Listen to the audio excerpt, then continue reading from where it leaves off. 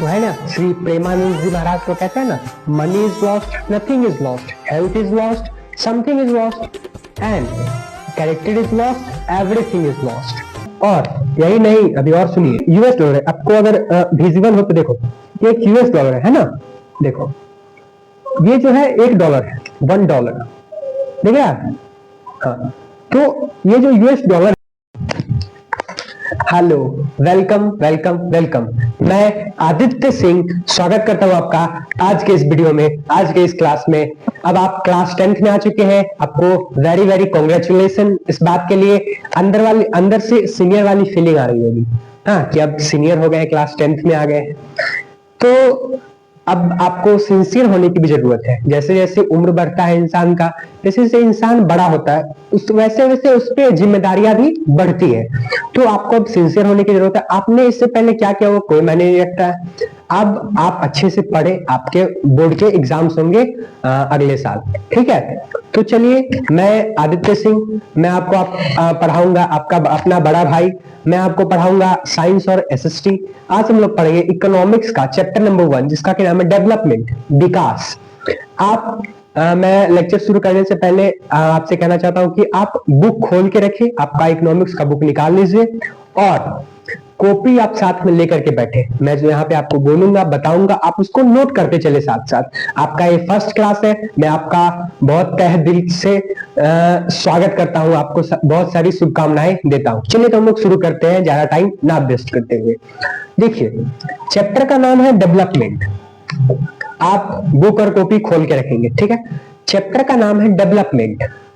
Development क्या होता है? सबसे पहले किसी भी चैप्टर को हम शुरू करने से पहले समझेंगे कि चैप्टर का जो नाम है वो क्यों है, और उसके बारे में कुछ हम बात जानेंगे। मान लो कि आप गांव में जाओगे या फिर कोई रिश्तेदार आ जाएंगे, तो आपसे पूछेंगे कि बुआ बताओ कौन चैप्टर पढ़ रहा है, तो आप कहिए क्या कि डेवलपमेंट पढ़ रहे हैं, या फिर कितने बच्चों को तो नाम ही नहीं याद है चैप्टर का कि कौन चैप्टर पढ़ रहा है। तो ये सब जानना जरूरी है। आपका इससे चैप्टर के अंदर से सवाल नहीं पूछा जाएगा, आपसे कोई पूछेगा तो इसका नाम का मीनिंग ही पूछेगा, तो इसके बारे में जानना जरूरी है। देखिए, डेवलपमेंट क्या होता है? डेवलपमेंट होता है विकास। डेवलपमेंट, मान लो कि मैं आपसे पूछूं कि आपके लिए डेवलपमेंट क्या है, तो आप बोलोगे कि मेरे गली मोहल्ले में सड़क अच्छी नहीं है, तो अगर सड़क बना दी जाए तो मेरे लिए वो डेवलपमेंट है, वो विकास है। अगर मैं मुझसे पूछा जाए कि मेरे लिए डेवलपमेंट क्या है, तो मैं बोलूंगा कि मेरे पास घर नहीं है, तो मेरा घर बन जाए अच्छा, तो वो मेरे लिए डेवलपमेंट है। किसी और से पूछा जाए तो कोई, मान लो किसी के पास रोजगार नहीं है, एम्प्लॉयमेंट नहीं है, उससे पूछा जाए कि आपके लिए डेवलपमेंट क्या है, तो वो बोलेगा कि मेरा नौकरी लग जाए, जॉब लग जाए, तो वो मेरे लिए डेवलपमेंट है। तो वैसे ही सबके हिसाब से, सबके नजरिए से, अलग अलग नजरिए से अलग अलग अपने डेवलपमेंट है इंडिविजुअल लोगों के लिए। इंडिविजुअल मतलब कि खुद के लिए, अलग अलग लोगों के लिए अलग अलग डेवलपमेंटल अपने अपनी सोच है, डेवलपमेंटल गोल्स है, ठीक है। तो यही कहता है डेवलपमेंट। तो different people have different meaning of development. कहने का मतलब है कि अलग अलग लोगों के लिए, अलग अलग व्यक्ति के लिए अलग अलग अपने डेवलपमेंट के तरीके हैं, अपनी डेवलपमेंट की सोच है, अपने डेवलपमेंट को देखने का नजरिए है, ठीक है। तो यही कहता है कि what development promises, different people have different developmental goal। मतलब कि अलग अलग लोगों के लिए अलग अलग अपने डेवलपमेंट के तरीके हैं। इससे पहले डेवलपमेंट का हम लोग डिफिनेशन जानेंगे। देखिए, the betterment of anything is called development. मतलब कि किसी चीजों का, किन्हीं चीजों का पहले से बेहतर हो जाना, किन्हीं चीजों का पहले से बेहतर हो जाना, सुदृढ़ हो जाना, अच्छा हो जाना, कौन लोग कहते हैं डेवलपमेंट, विकास, ठीक है। मान लीजिए कि आपसे कोई पूछे कि विकास क्या है, तो किसी चीजों का पहले से अच्छा हो जाना, पहले से बेहतर हो जाना, कौन लोग कहेंगे विकास है, वो हमारे लिए क्या है, डेवलपमेंट है, ठीक है। और अलग अलग लोगों के लिए अलग अलग डेवलपमेंट के सोच है, डेवलपमेंटल गोल्स है, इसके बारे में हम लोग जानेंगे। देखिए, तो what development promises, different people have different meaning of development. जैसे कि मैंने आपको बताया, आपके लिए सड़क बनना डेवलपमेंट है, मेरे लिए मेरा घर बनना डेवलपमेंट है, किसी के लिए रोजगार पाना डेवलपमेंट है, तो सबके लिए अलग अलग डेवलपमेंट, ठीक है। देखिए, इसको हम आगे शुरू करने से पहले आप पेज नंबर अपने इकोनॉमिक्स के बुक का पेज नंबर 4 निकालिए। पेज नंबर 4 में आपको एक टेबल शो हो रहा होगा, टेबल उसमें दिया गया है। देखिए ऐसा टेबल आप जो कि स्क्रीन पर भी आपको शो हो रहा होगा, अगर आपको दिख रहा हो तो। इस टेबल में मैंने जो इसमें लाइन फिलअप करने वाला था उसको मैंने फिलअप करके आपको स्क्रीन पर दे दिया, उसको आप डिक्टो अपने बुक में नोट कर लीजिए, क्योंकि ये इस टेबल से आपके ऑब्जेक्टिव क्वेश्चन में एक ना एक नंबर का क्वेश्चन हर साल रहता है, एवरी ईयर, और इस साल भी आपका एक ना एक नंबर का क्वेश्चन इससे रहेगा ही रहेगा। ठीक, ये टेबल कहता क्या, ये टेबल कहता है कि लैंडलेस रूरल लेबर, मान लो जैसे कि मैंने आपको बताया कि अलग अलग लोगों के लिए अलग अलग डेवलपमेंट के तरीके हैं। तो मान लो कि कोई किसान है जिसके पास की जमीन नहीं है, तो उसके लिए डेवलपमेंट क्या हो सकता है? तो उसके लिए डेवलपमेंट होगा कि मोर डेज ऑफ वर्क, उसको ज्यादा से ज्यादा रोजगार मिले, ज्यादा से ज्यादा उसको काम करने का मौका मिले। तो वो डेवलपमेंट होगा किसके लिए? जिसके पास की खेती करने को अपना जमीन नहीं है, वो लेबर है, मजदूर है। ठीक है, फिर दूसरा डेवलपमेंट क्या हुआ? बेटर वेजेस, मतलब कि उसको अच्छे पैसे मिले, काम करने के बदले उसको अच्छे पैसे मिले, ज्यादा से ज्यादा रोजगार मिले। फिर क्या? लोकल स्कूल फॉर चिल्ड्रन, मतलब कि उनके जो मजदूर के जो बच्चे होंगे उनके लिए आसपास में गली मोहल्ले में कोई अच्छा सा स्कूल हो जो कि बेटर एजुकेशन क्वालिटी उसको प्रोवाइड कर सके। ठीक है, जो कि उनको बेटर एजुकेशन क्वालिटी प्रोवाइड करे, तो उनके लिए वो डेवलपमेंट होगा। फिर क्या मिले? तो नो सोशल डिस्क्रिमिनेशन, उनके साथ समाज में कोई भेदभाव ना किया जाए, उनके साथ समाज में कोई भेदभाव ना किया जाए। मतलब कि देखो कि आप जैसे कि बड़े लोग होते हैं, पहले भेदभाव होता था, पहले के जमाने में ऊंची जाति का और नीची जाति का, निचले जो निम्न वर्गीय लोग थे उनके साथ भेदभाव किया था। जो पैसे वाले थे, जो उच्च कोटि के जो जाति थी, वो उनके साथ भेदभाव करते थे, उनको क्षुद्र की नजर से देखते थे पहले के जमाने में। अब भी कहीं कहीं होता है, लेकिन अब बहुत इसमें सुधार आया है। ठीक है, तो उनके वो जो मजदूर है उनके साथ भी कोई भेदभाव ना किया जाए, नो सोशल डिस्क्रिमिनेशन। अच्छा देखो, आप इसको बुक में तो भर ही लो और आप अपने फेयर में भी नोट करोगे, मैं बताता हूं कैसे। देखो टेबल नंबर ये है आपका, ये टेबल है, इसमें आपका पहला क्या है? Landless rural labour. तो आप लिखोगे लैंडलेस रूरल लेबर, उसके बाद यहाँ पे इसको आप एरो दोगे और एरो दे करके डॉट दोगे। डॉट देने के बाद आप लिखेंगे मोर डेज ऑफ वर्क। पहला क्या है कि इनके लिए डेवलपमेंट क्या है? मोर डेज ऑफ, ज्यादा से ज्यादा इनको काम मिले, रोजगार मिले। फिर दूसरा डेवलपमेंट क्या है इनके लिए? कि इनके बच्चों को आसपास के गली मोहल्ले में स्कूल मिले। क्या मिलेगा? Local school for children. फिर तीसरा क्या है? नो सोशल डिस्क्रिमिनेशन, इनके साथ कोई भेदभाव ना किया जाए, तो तीसरा नो सोशल डिस्क्रिमिनेशन। फिर चौथा क्या लिखोगे? कि better education quality for children, इनके बच्चों को अच्छा शिक्षा मिले, अच्छी शिक्षा मिले, ताकि इनको पढ़ाई करने में कोई दिक्कत ना हो। तो ये डेवलपमेंट है किनके लिए? तो लैंडलेस रूरल लेबर के लिए। ठीक है, फिर अब दूसरा पॉइंट देखोगे तो प्रोस्पेरियस फार्मर फ्रॉम पंजाब, जो पंजाब के किसान है उनके लिए क्या डेवलपमेंट हो सकता है? तो पंजाब के जो किसान है उनके लिए डेवलपमेंट होगा कि उनको हाई प्राइसेस ऑफ क्रॉप मिले।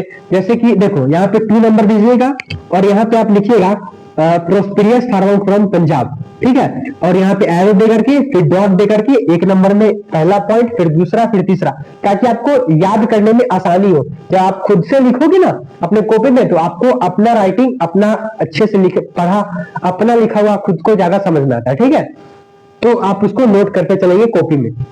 दूसरा क्या है? प्रोस्पेरियस फार्मर फ्रॉम पंजाब, मतलब कि पंजाब में जो किसान है उनके लिए डेवलपमेंट क्या है? तो उनके लिए डेवलपमेंट ये हो सकता है कि उनका जो फसल है, जो किसान है उनका जो फसल है वो ज्यादा दाम पर बिके, ताकि उनको ज्यादा प्रॉफिट हो, ज्यादा मुनाफा हो। तो हाई प्राइसेस ऑफ क्रॉप, तो पॉइंट नंबर 1 में लिखोगे आप हाई प्राइसेस ऑफ क्रॉप। फिर दूसरा क्या है? हाई फैमिली इनकम, मतलब कि उनके जो परिवार में जो आय है, जो आमदनी है वो ज्यादा हो, ताकि वो जो अपने बच्चों को अब्रॉड पढ़ने के लिए, फॉरेन कंट्री में पढ़ने के लिए बाहर भेज सके और अच्छी शिक्षा, हायर एजुकेशन के लिए उनको बाहर भेजा जाए, तो उनका भी जो बेटा बेटी है, उनके जो बच्चे वो भी अच्छे से पढ़ सके। फिर तीसरे में क्या लिखोगे? Studies in abroad, children should go to studies in abroad, तीसरे पॉइंट में। ठीक है, फिर अगर हम देखें कि तीसरा नंबर क्या है हमारा, तो farmer who depend only on rain for growing crop, जो किसान सिर्फ केवल बारिश पे डिपेंडेंट है, बारिश पे निर्भर है कि मान लो कि बारिश होगा तो उनका फसल अच्छे से बढ़ेगा, अच्छे से ग्रो करेगा। और बारिश नहीं होगा तो फसल ग्रो नहीं करेगा। तो वो रेनफॉल पे डिपेंडेंट क्यों? क्योंकि उनके पास ट्यूबवेल्स नहीं होंगे, इरिगेशन फैसिलिटी उतनी अच्छी नहीं होगी, बोर्डिंग, देहाती भाषा में कहते तो बोर्डिंग पानी पटाने के लिए उनको अच्छा नहीं होगा। तो इसीलिए वो किस पे डिपेंडेंट है? बारिश पे डिपेंडेंट है। मान लो किसी साल बारिश हुआ तो अच्छी फसल होगी, और बारिश नहीं हुआ, जैसे कि धान की खेती, अभी गेहूं कटा है, अब थोड़े दिन अब धान लगेगा, तो धान में ना ज्यादा से ज्यादा पानी चाहिए होता है, ठीक है, ज्यादा से ज्यादा पानी चाहिए होता है। मान लो कि बारिश हुआ, थोड़ा सा हुआ, धान का फसल बर्बाद हो जाएगा। अगर उसमें बारिश 6, 7, 8 बार बारिश होगा तो वो फसल अच्छे से ग्रो करेगा, ठीक है। तो फसल को ग्रो करने के लिए बारिश चाहिए, धूप चाहिए, ठीक ना। तो उनके पास क्या, उनके लिए डेवलपमेंट क्या है कि उनको अच्छी एडिकेटर, मतलब कि समय समय पर बारिश हो जाए, फिर इरिगेशन फैसिलिटी अच्छी हो जाए, ट्यूबवेल्स लगाया जाए, पंप लगाया जाए, पंपिंग सेट लगाया जाए, बोर्डिंग लगाया जाए। अब तो मोटर से पानी पड़ता है ना, तो वो सब लगाया जाए, क्योंकि उनके खेत में पानी जा सके और उनका भी विकास हो सके, डेवलपमेंट हो सके, ठीक है। फिर ऐसे ही टेबल से आप नीचे आओगे पढ़ते पढ़ते, तो rural women from land owning family sorry, जो कि गांव की जो महिलाएं हैं, जो कि रूरल लेबर है, जो कि मजदूर भी है और उनका वो गरीब भी है, उनके लिए डेवलपमेंट क्या है? तो उनके लिए डेवलपमेंट क्या है? तो देखिए, share in family land holding, respect, dignity, equal opportunity, equality, ये सब। जैसे कि रिस्पेक्ट, उनको क्या सम्मान मिले, उनके साथ भी कोई भेदभाव ना किया जाए, उनको आदर मिले, सत्कार मिले, उनको एम्प्लॉयमेंट मिले, ताकि वो अपने बच्चे को पढ़ा पाए, अपना घर बार चला पाए, तो वो उनके लिए डेवलपमेंट है, ठीक है। फिर a boy from rich urban family, मतलब कि जो लड़का शहर में है उसके लिए डेवलपमेंट क्या है? जो कि अमीर घर का, तो वो बाहर पढ़ने के लिए जा पाए, स्टडीज इन अब्रॉड। फिर क्या, उसको बाहर पढ़ने के, फिर केयर फ्री लाइफ, उसको फ्री जीवन मिले, कोई रोक टोक नहीं, मैं मौज मस्ती से रहेगा, कोई उसको नहीं बोलेगा, है ना। तो उसको केयर फ्री लाइफ मिले, स्टडीज इन अब्रॉड, बाहर पढ़ने के लिए जाता है, तो वो उसके लिए डेवलपमेंट है। फिर एक girl from rich urban family, जो एक लड़की है, उसके लिए क्या डेवलपमेंट है? तो उसके लिए डेवलपमेंट है कि brother should contribute in house work, मतलब कि जो उसका भाई है वो भी काम करे घर में, ना कि बस बेटियों को काम कराया जाए घर में कि तुम सब काम, खाना बना लो, कपड़ा फीस लो, झाड़ू बहार दो, ये करो वो करो, सबको तुम ही नहीं, तुम पढ़ो भी और काम भी करो, और साथ साथ उसका भाई जो है वो भी कुछ हेल्प करे घर के काम को करने के लिए, ठीक है। तो लड़की के लिए क्या डेवलपमेंट है? उसका भाई जो है वो मदद करे घर के काम को करने के लिए। और फिर क्या, उसको भी स्टडीज इन अब्रॉड, बाहर पढ़ने के लिए भेजा जाए, क्योंकि पढ़ने का अधिकार तो सबको है। पहले जमाने में लड़कियों को, महिलाओं को पढ़ने नहीं दिया जाता था, तो ये बहुत गलत है। देखो अभी यूपीएससी की टॉपर जो है वो एक लड़की है, एक महिला है। वो मैम जो है वो कितनी उन्होंने पढ़ाई करी होगी कि वो यूपीएससी के टॉपर बनी। शायद से 4 अटेम्प्ट दिए थे उन्होंने, उनका नहीं प्री मेंस कुछ नहीं हुआ था, और 5वां ये अटेम्प्ट था, और उनका वो यूपीएससी की EIR 1 है, ऑल इंडिया रैंक 1 आई, ठीक है। तो क्यों उन्होंने मेहनत किया, उनको उनके फैमिली वाले सपोर्टिव रहे होंगे कि आप पढ़िए, कोई दिक्कत नहीं है। तो वो क्या कि उनको सपोर्ट मिला, पीछे से सपोर्ट मिला, उनको बैकग्राउंड उनका अच्छा था, उनको फैमिली प्रेशर उतना नहीं मिला, उनको भी आजादी दी गई, तो उन्होंने क्या किया, ऑल इंडिया रैंक 1 किया, और इतना ज्यादा नाम पूरा दुनिया जान गया उनको, है ना। तो लड़कियों को भी पढ़ने का अधिकार है। और लड़कियां, देखिए आप लोगों को, जैसे कि अभी गांव में, बहुत सारे गांव में अभी भी क्या होता है कि 12th तक पढ़ा के और उनका शादी विवाह कर दिया जाता है, ठीक है, और उसको आगे आगे पढ़ने के लिए मिलता है। आप बड़ी सौभाग्यशाली है कि आपको आगे पढ़ने को मिलेगा, और आप अच्छे से पढ़िए, इस अपॉर्चुनिटी को खोइए मत। और आपके लिए तो कंपनसेशन भी है, सरकार इतना कुछ कर रही है आपको पढ़ने के लिए। मैं अपनी सारी बहनों से कहना चाहता हूँ कि आप अच्छे से पढ़े, अच्छे से पढ़ाई करें, और ई बेवड़ा से के चक्कर में मत पड़े। ई बेवड़ा ससुरा से क्या करेगा कि रात में आप लोग तो पढ़ लेते हैं, ये सब इंतजार करेगा, शाम 6 बजे से रात में 3 बजा देगा, बताइए। आई लोग, बच्ची लोग पढ़ लेती है, फिर बात भी कर लिए थोड़ा सा, और फिर पढ़ भी लिए, है ना, तो अपना काम भी किया। देखो बात करना ठीक है, सबके अपने अपने पर्सनल लाइफ है, लेकिन उसमें आप काम को, अपने पढ़ाई को प्रायोरिटी दो। उसका भी देखो, उसका भी एक टाइम बनाओ कि इतना देर, आधा घंटा बात करेंगे, 1 घंटा बात करेंगे, बात खत्म। फिर आप अपना शेड्यूल, जो आपका शेड्यूल है उसमें लग जाओ, ठीक है ना। चलिए तो हम लोग आगे बढ़ते हैं। फिर हाँ, तो लड़की के लिए क्या डेवलपमेंट है कि उसका भाई भी जो है वो घर में काम करे, घर में उसका हाथ बटाए, फिर स्टडीज इन अब्रॉड, उसको भी अच्छी क्वालिटी मिले, उच्च क्वालिटी की शिक्षा प्रदान की जाए, उनको भी पढ़ने का हक है। ठीक है, चलिए। And Adivasi from Narmada valley, अब जो आदिवासी है नर्मदा रिवर के पास, नर्मदा रिवर के नदी के पास जो आदिवासी पीपल है, ट्राइबल कम्युनिटी के लोग हैं, उनके लिए क्या डेवलपमेंट है कि देखो नदी पर डैम बना दिया जाता है पानी को रोकने के लिए, पानी को स्टोर करने के लिए। तो अगर किसी नदी के किनारे, किसी भी नदी के किनारे, यहां तो नर्मदा वैली का दिया गया, नर्मदा रिवर के किनारे जो आदिवासी लोग रह रहे हैं अभी, उनको अगर डैम बना दिया जाए तो उनको वहां से स्थगित कर, मतलब उनको वहां से दूसरी जगह शिफ्ट कर दिया जाएगा। उनके घर को बुलाया कि नहीं डैम बनेगा, आप यहाँ पे आप नहीं रह सकते हैं, उनको दूसरे जगह अस्थायी जमीन दे करके या फिर उनको दूसरी जगह बसा दिया जाएगा। अब मान लो कि मैं ही हूं, आपको बोल दूं कि आप 10 साल से अपने घर में रह रहे हो, बोल दो कि आप जाइए अपने घर से निकलिए, कहीं और जाइए, अपना बिगड़ा बस्तर बांध के निकलिए, या फिर कहीं और घर दे दूं, तो आपको इस घर में रह रहे हो तो यहाँ बहुत सारी आपकी यादें बनी है, मेमोरीज बनी है, आप बच्चे से यहाँ पे रहे हो, तो क्या है कि आपसे इस घर का आपसे लगाव हो गया है ना। तो किसी का तो वैसे ही उनका भी है, वो वहां पे रहते हैं तो उनको भी वहां से नहीं जाना पड़े, इसीलिए वो चाहते हैं कि डैम कंस्ट्रक्शन नहीं हो।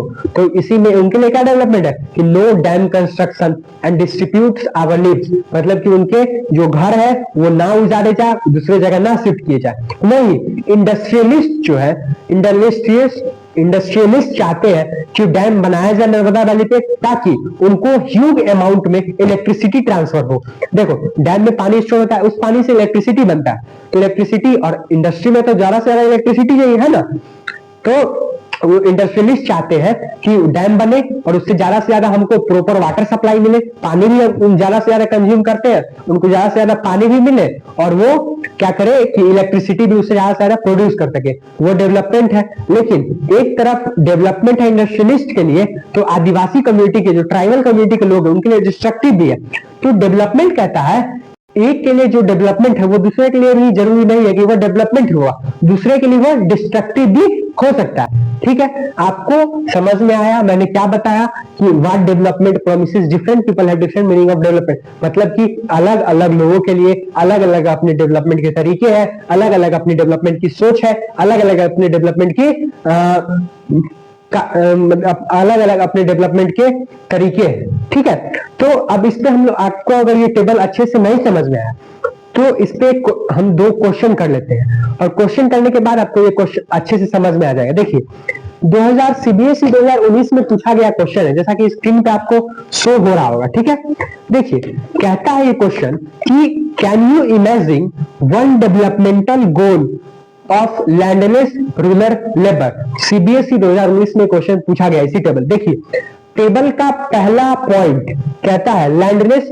रूरल लेबर के लिए क्या क्या डेवलपमेंट हो सकता है। आपने पॉइंट वाइज लिखा है, तो क्या डेवलपमेंट हो सकता है बताइए कोई 1-2 कारण।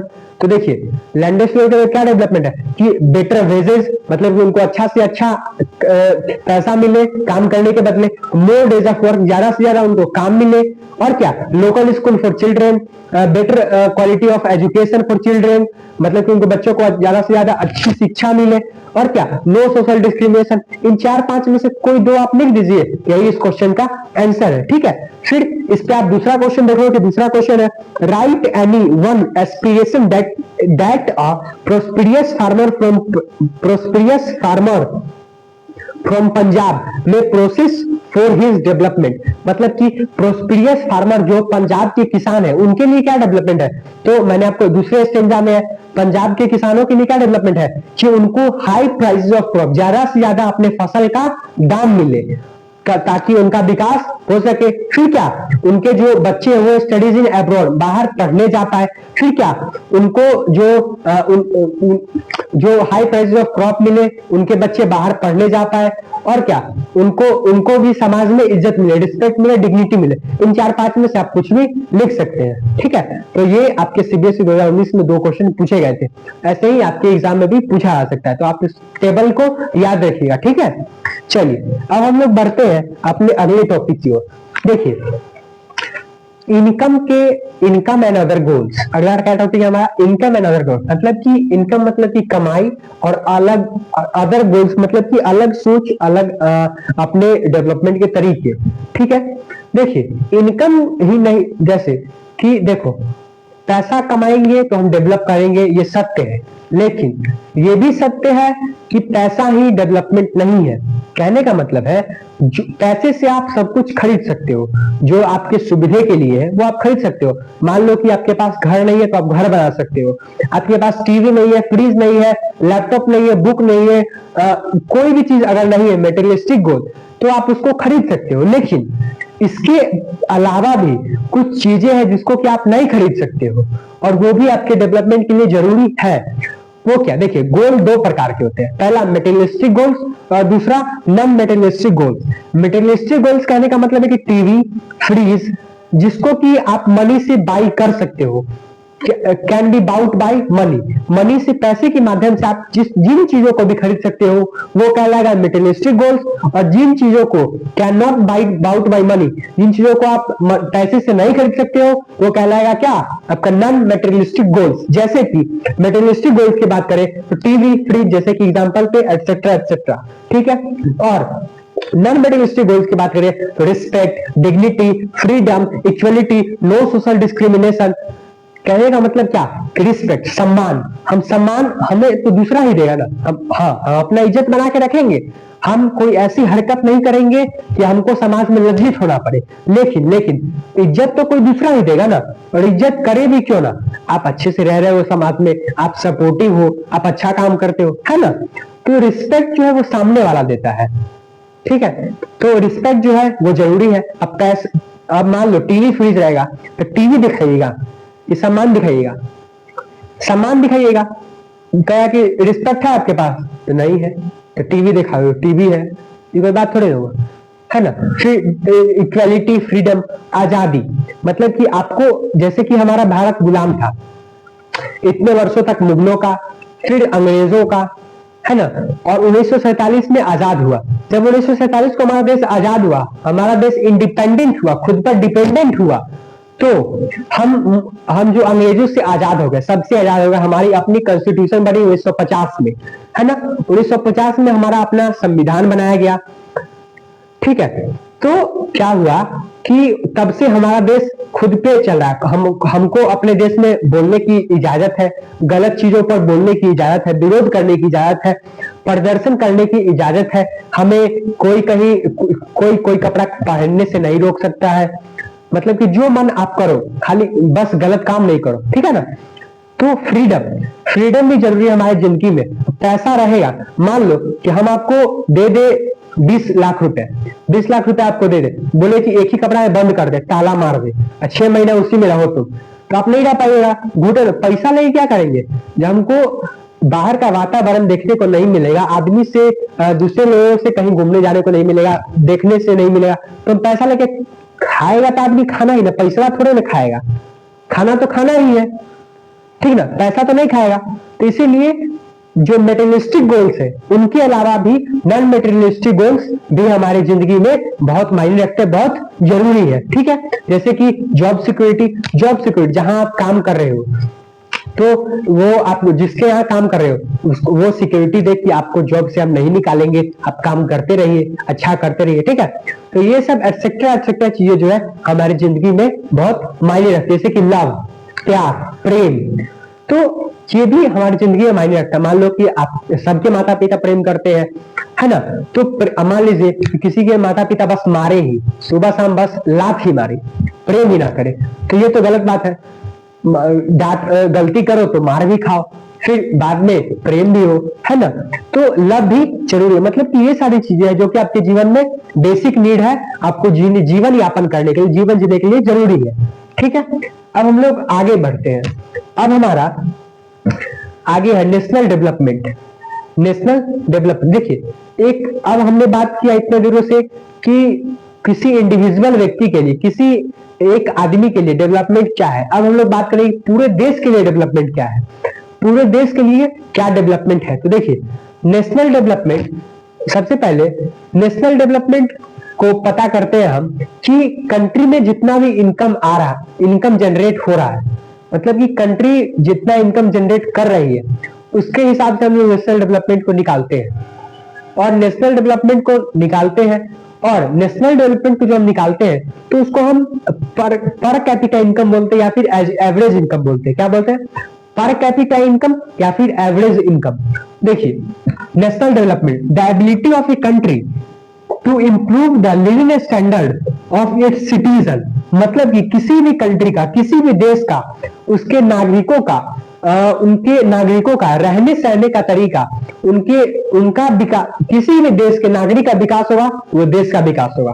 ठीक है, किसी भी देश के नागरिक का विकास होगा तो वो देश कैसे की, देखो जैसे कि अभी अंबानी साहब है, अंबानी जी है, अंबानी वर्ल्ड रिचेस्ट पर्सन है। ठीक है, तो वर्ल्ड रिचेस्ट पर्सन है, जितने भी नंबर पे है मुझे ये बात नहीं पता, लेकिन तो हमारा देश का नाम है कि हाँ, इंडिया के जो अंबानी है, मुकेश अंबानी जी है, वो क्या है कि वर्ल्ड रिचेस्ट पर्सन में उनका नाम आता है, तो हमारे देश का विकास हुआ है ना।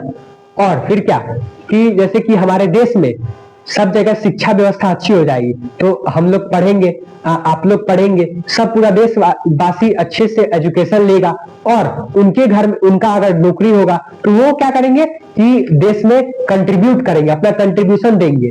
ठीक है ना, अपना कंट्रीब्यूशन देंगे तो हमारे देश का विकास होगा, है ना। फिर मान लो कि कहीं का ट्रांसपोर्टेशन सिस्टम बहुत अच्छा हो जाएगा, बहुत सुदृढ़ हो जाएगा। तो जैसे कि देखो अभी एक्सप्रेस वे बनाया गया है ना, दिल्ली में, मेरठ में, और फिर यहाँ पे उत्तर प्रदेश में, यहाँ पे एक्सप्रेस वे बनाया गया। एक्सप्रेस वे करने का मतलब कि चार लेन इधर से जाने का और 4 लेन इधर से आने का, अलग अलग, बहुत बड़ा।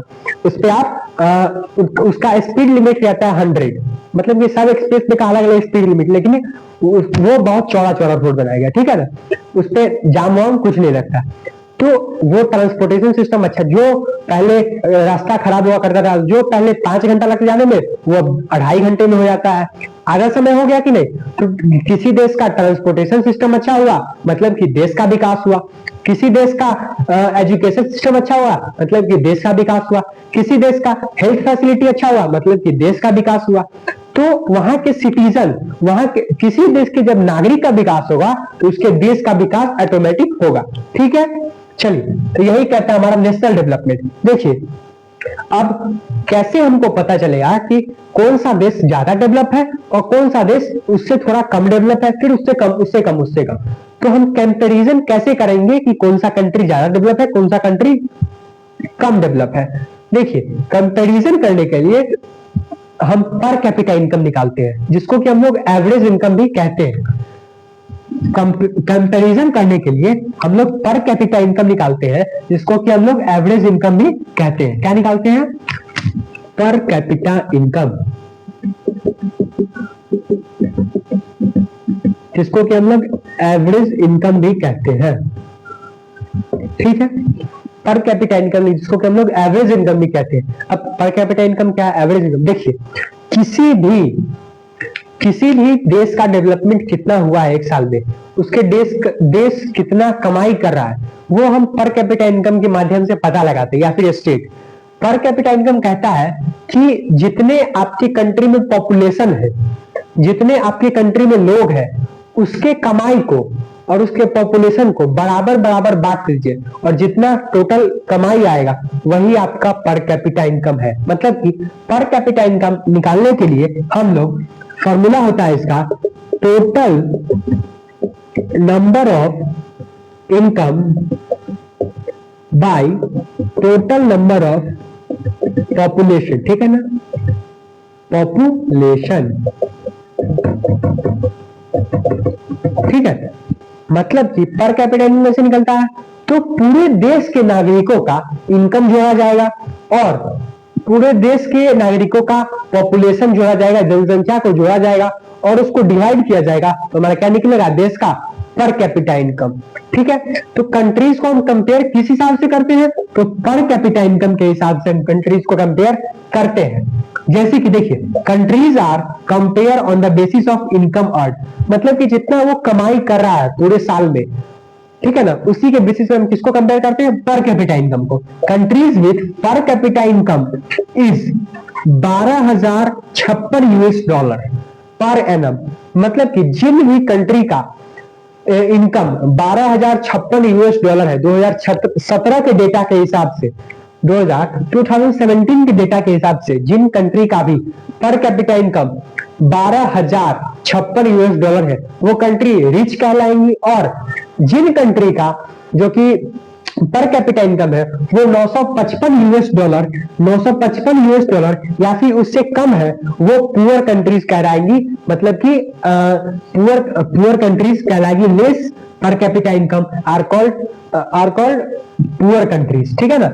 जैसे कि देखिए हमारे जो भारत का पर कैपिटा इनकम है वो है 2017 के डेटा के हिसाब से कितना, 1820 US$, कितना 1820 US$, और कहता है क्या कि 12,056 US$, जिसका कंट्री का पर कैपिटा इनकम होगा वो रिच कंट्री कहलाएंगी, और जिन कंट्री का पर कैपिटा इनकम 955 US$ होगा वो पुअर कंट्रीज कहलाएंगे। तो इनके बीच वाले क्या कहलाएंगे, 12,056 से 955 से लेकर के 12,056 के बीच वाले को हम क्या कहेंगे, कौन सी कंट्री की कैटेगरी में रखेंगे, तो उनको लो मिडिल इनकम की कैटेगरी में रखेंगे। हमारे देश का जो पर कैपिटा इनकम है वो 1820 US$ है, 1820 US$ है। देखिए US$ कहने का मतलब है कि $1 अभी जो प्राइस चल रहा है वो $1 का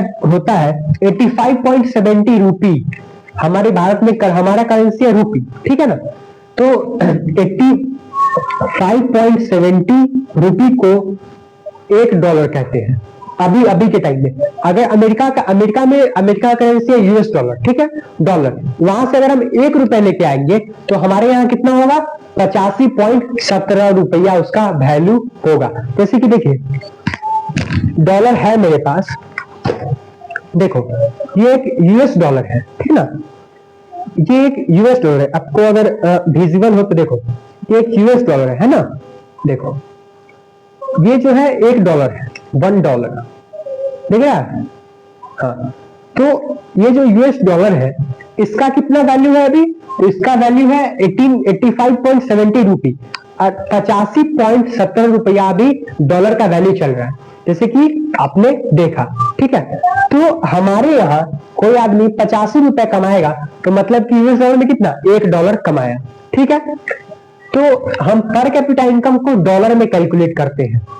डॉलर में ही क्यों, डॉलर में हम इसलिए कैलकुलेट करते हैं पर कैपिटा इनकम को क्योंकि डॉलर जो है वो इंटरनेशनल करेंसी है और उसको वर्ल्ड वाइड एक्सेप्टेंसी मिला हुआ है, मतलब कि सारे देश उसको एक्सेप्ट करते हैं, ठीक है। इसीलिए हम डॉलर में कैलकुलेट करते हैं पर कैपिटा इनकम को। जैसे कि पर कैपिटा इनकम कैसे कैलकुलेट करेंगे, तो देखिए पर कैपिटा इनकम हम ऐसे कैलकुलेट करेंगे कि मान लो कि किसी देश में 5 लोग हैं, किसी देश में कितने लोग हैं, 5 लोग, ठीक है।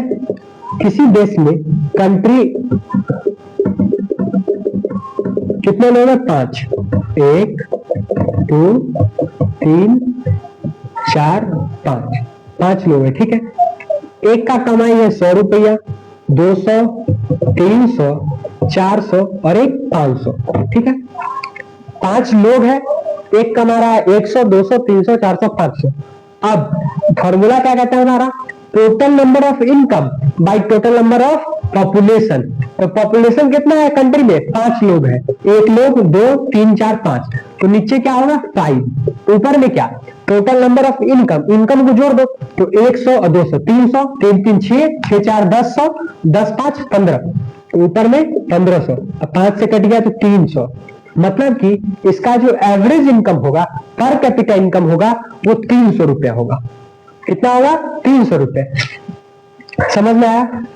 देखो हम, अच्छा मैं कहूं कि आप अंबानी जी के बराबर में, मैं अंबानी जी के बराबर में, आप भी अंबानी जी के, देखो पर कैपिटा इनकम जो निकलता है ना, तो ये देख के नहीं निकलता है कि कोई, मान लो कि हम गरीब हैं, ठीक है, और कोई हमारा जो फैमिली इनकम है वो महीने का 20,000 है, हमारे पापा मम्मी जो है 20,000 रुपए कमा रहे हैं, ठीक है, और मान लो कोई अमीर आदमी है, वो 1.5 लाख रुपया महीना कमा रहा है, तो पर कैपिटा इनकम जब निकालेंगे तो ये नहीं देखा जाएगा कि मेरे यहाँ 20,000 कमा रहे हैं मेरे मम्मी पापा, मेरे घर का जो इनकम है वो 20,000 है और उसके घर का 1.5 लाख है। नहीं, सबको इक्वल रखा जाएगा, बराबर रखा जाएगा, और तब नेशनल इनकम निकाला जाएगा। ठीक है ना, सबको बराबर बराबर पैसे में रखा जाएगा कि आप भी 300 कमाते हो, आप भी 300, आप भी 300, बराबर बराबर बांट दिया जाएगा।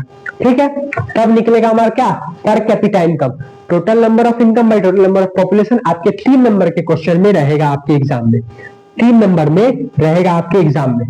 ठीक है, जैसे कि इससे हम लोग क्वेश्चन भी कर लेते हैं। ठीक है ना, थोड़ा पढ़ लेते हैं, उसके बाद हम लोग क्वेश्चन करेंगे इस पे। ठीक है, देखिए पर कैपिटा इनकम 2017 वाज 2017 के हिसाब से $1820 है हमारे इंडिया का।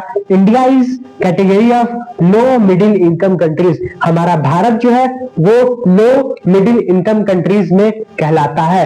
वैसे वही अमेरिका जो है वो $12,056 के आसपास कमाता है, उसका पर कैपिटा इनकम है। आगे पीछे हो, आगे नहीं होगा, पीछे ही होगा। ठीक है, तो वो डेवलप्ड कंट्रीज है। फिर यूनाइटेड किंगडम जो है वो भी डेवलप कंट्रीज, और हमारा इंडिया अभी डेवलपिंग कंट्री है। हम डेवलप अभी कर ही रहे हैं और वो डेवलप हो चुके हैं। चाइना डेवलप हो चुका है, चाइना तो बहुत ज्यादा डेवलप हो चुका है। अब उसको डेवलपमेंट नहीं करना चाहिए, रुकना चाहिए उसको, है ना। ठीक है, तो पर कैपिटा इनकम कैसे निकलेगा, देखिए पर कैपिटा इनकम ऐसे निकलेगा कि total number of income by total number of population. जितने लोग होंगे कंट्री में और जितना पॉपुलेशन होगा उसको हम लोग ऐड कर देंगे तो निकल जाएगा हमारा एवरेज इनकम, जिसको हम लोग कहते हैं पर कैपिटा इनकम। ठीक है, देखिए अब आपका क्वेश्चन है, 1 मिनट रुकिएगा, 1 मिनट बस। देखिए जैसे कि मैं आपको क्वेश्चन दूं तो देखिए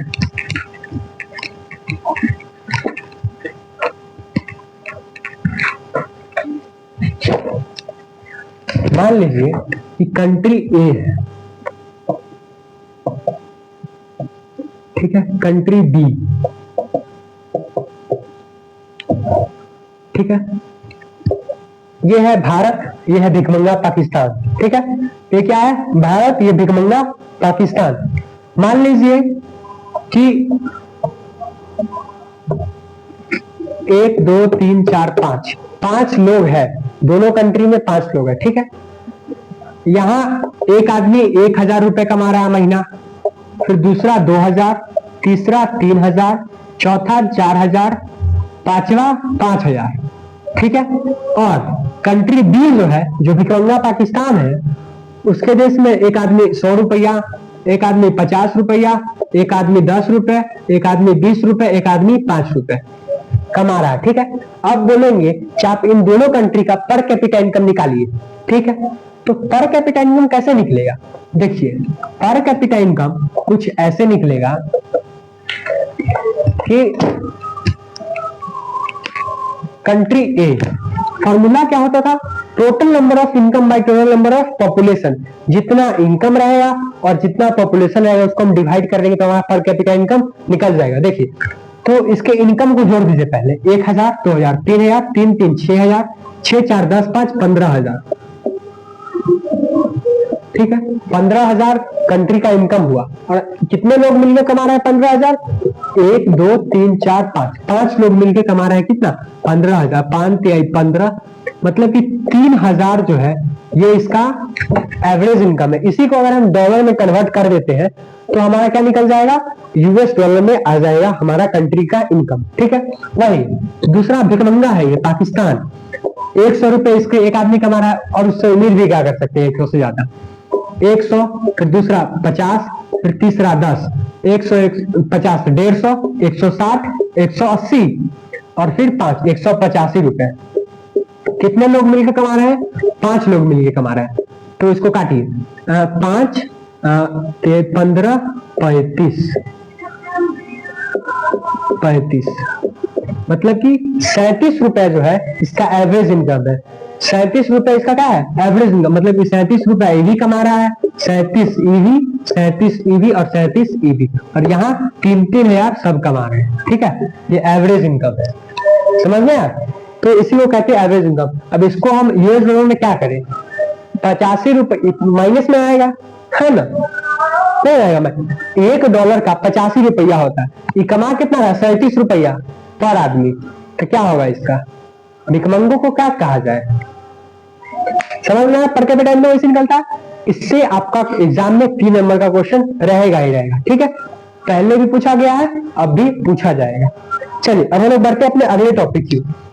अगला जो हमारा टॉपिक है वो क्या है, इनकम एंड अदर काइंड। देखो इनकम के तौर पे तो हमने कंट्रीज को कंपेयर कर दिया, अब इसके कुछ अदर क्राइटेरिया है, उसके तौर पे भी हम कंट्रीज को कंपेयर करेंगे। देखिए इनकम के अलावा भी बहुत सारे क्राइटेरिया होते हैं जिसको कंपनी को, जैसे कि आपको पूछा जाए कि आपके घर में, मान लो कि मेरे घर में अगर 1 लाख का महीना इनकम है, तो 1 लाख का महीना इनकम है, आपको पता है, मुझे पता है, सबको पता है, ठीक है।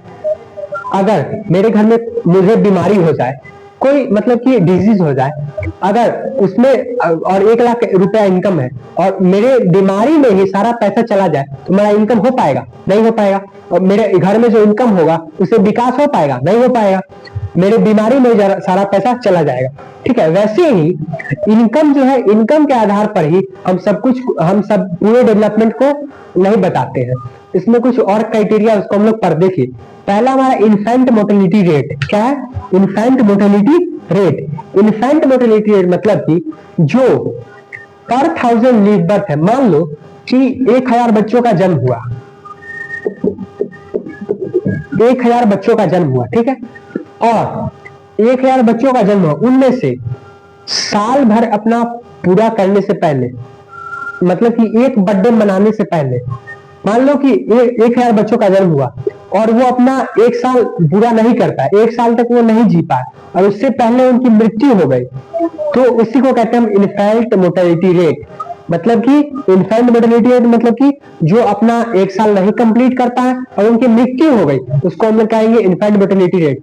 मतलब कि जो लीव बर्थ है, पर 1000 लीव बर्थ पे जितने बच्चे मरते हैं उसको हम कहते हैं इन्फेंट मोर्टेलिटी रेट। जैसे कि इन्फेंट मतलब कि शिशु, इन्फेंट मतलब क्या होता है, शिशु। देखो इन्फेंटिसाइड, आपने एक वर्ड पढ़ा होगा इंग्लिश में, इन्फेंटिसाइड। इन्फेंटिसाइड मतलब होता है नवजात शिशु की हत्या। इन्फेंटिसाइड में क्या होता है, नवजात शिशु की हत्या। वहीं दूसरा वर्ड है एम्ब्रोयोसाइड। एम्ब्रोयोसाइड, एम्ब्रोयोसाइड मतलब कि भ्रूण हत्या, एम्ब्रोयोसाइड मतलब कि भ्रूण हत्या। तीसरा वर्ड होता है फोइटिसाइड। फोइटिसाइड मतलब कि फोइटस में जब बच्चे को मार दिया जाता है, जब ओवा और स्पर्म मिलते हैं तो क्या बनता है, वो जाइगोट फॉर्म करता है, आगे बढ़ता जाता है, ठीक है ना। तो फोइटी मतलब कि गर्भ में ही बच्चे को मार दिया जाना, वो कहते हैं क्या, फोइटिसाइड। तो इन्फेंटिसाइड, यहाँ पे क्या हो रहा है, इन्फेंटिसाइड मतलब कि नवजात शिशु की मौत हो रही है। तो नवजात शिशु की जो हत्या हुई, जो कि 1 साल अपना कंप्लीट नहीं कर पाए, उसी को हम लोग कहते हैं infant mortality rate. The children that die before 1 year in a proportion of 1000 live birth in a particular year. मतलब कि 1 साल में 1000 बच्चों ने जन्म लिया और कितने बच्चे मारे गए, उसी को कहते हैं इन्फेंट मोर्टेलिटी रेट। फिर दूसरा हमारा literacy rate. The population of an area at the age of 7 years who can read and write। मतलब कि 7 साल और 7 साल से ऊपर के बच्चे जो लिखते हैं और पढ़ते हैं, उसको हम लोग लिख पाते हैं अच्छे से और पढ़ पाते हैं, तो वो लिटरेट है, लिटरेट पीपल है, लिटरेसी रेट में वो काउंट होंगे, ठीक है। नीट अटेंडेंस रेशियो मतलब कि जो 14 से 15 साल के बच्चे हैं वो कितना ज्यादा स्कूल अटेंड करते हैं, स्कूल में प्रेजेंट रहते हैं, स्कूल में उनका अटेंडेंस है, उसको हम लोग कहते हैं नीट अटेंडेंस रेशियो। देखिए हमारे बिहार का सबसे कम हमारे बिहार का सबसे ज्यादा इन्फेंट मोर्टेलिटी रेट है, IMR रेट जो हमारे बिहार का सबसे ज्यादा है, और वहीं केरला का सबसे कम इन्फेंट मोर्टेलिटी रेट है।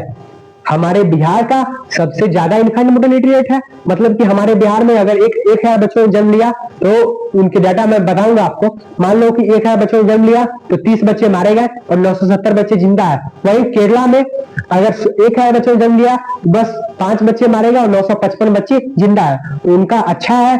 और IMR रेट जो है हमारे हेल्थ फैसिलिटी को भी बताता है कि मान लो कि किसी स्टेट का हेल्थ फैसिलिटी बहुत अच्छा रहेगा, स्वास्थ्य विभाग बहुत अच्छा रहेगा, वो बच्चे को बचा लेगा, मरने नहीं देगा। लेकिन कहीं पे बहुत पुअर हेल्थ फैसिलिटी रहेगा तो बच्चा मर जाएगा, उनको उसको इलाज नहीं मिलेगा प्रॉपर ढंग से तो बच्चा मर जाएगा। लेकिन हमारे बिहार में देखिए, यहाँ पे स्वास्थ्य विभाग जो है हमारा सरकारी स्वास्थ्य विभाग है, SKMCH हो गया मुजफ्फरपुर में, फिर जुड़न छपरा में भी है ना।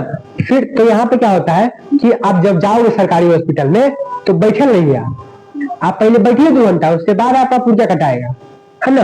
फिर इलाज होगा कि नहीं होगा, आदमी जिंदा रहेगा कि मरेगा, बाद में पता चलेगा। पहले डॉक्टर पहले इधर उधर घूमेंगे, खाना खाएंगे और फिर प्राइवेट हॉस्पिटल में जाएंगे पेशेंट को देखने के लिए, आपको नहीं देखेंगे, है ना। तो बहुत धांधली चलता है यहाँ पे। आप जब बोलिएगा बोलेगा तो बोलेगा कि नहीं यहाँ दिखवाना है दिखवा लीजिए। जब भाई तुमको जब सरकार पैसा दे रही है तो तुमको किस लिए रखी है? काम करने के लिए रखी है, जनता की सेवा करने के लिए। लेकिन ये बात को नहीं समझता है, बैठे रहिए दिन भर आराम से बेंच पर चद्दर तान के सो जाइए, है ना।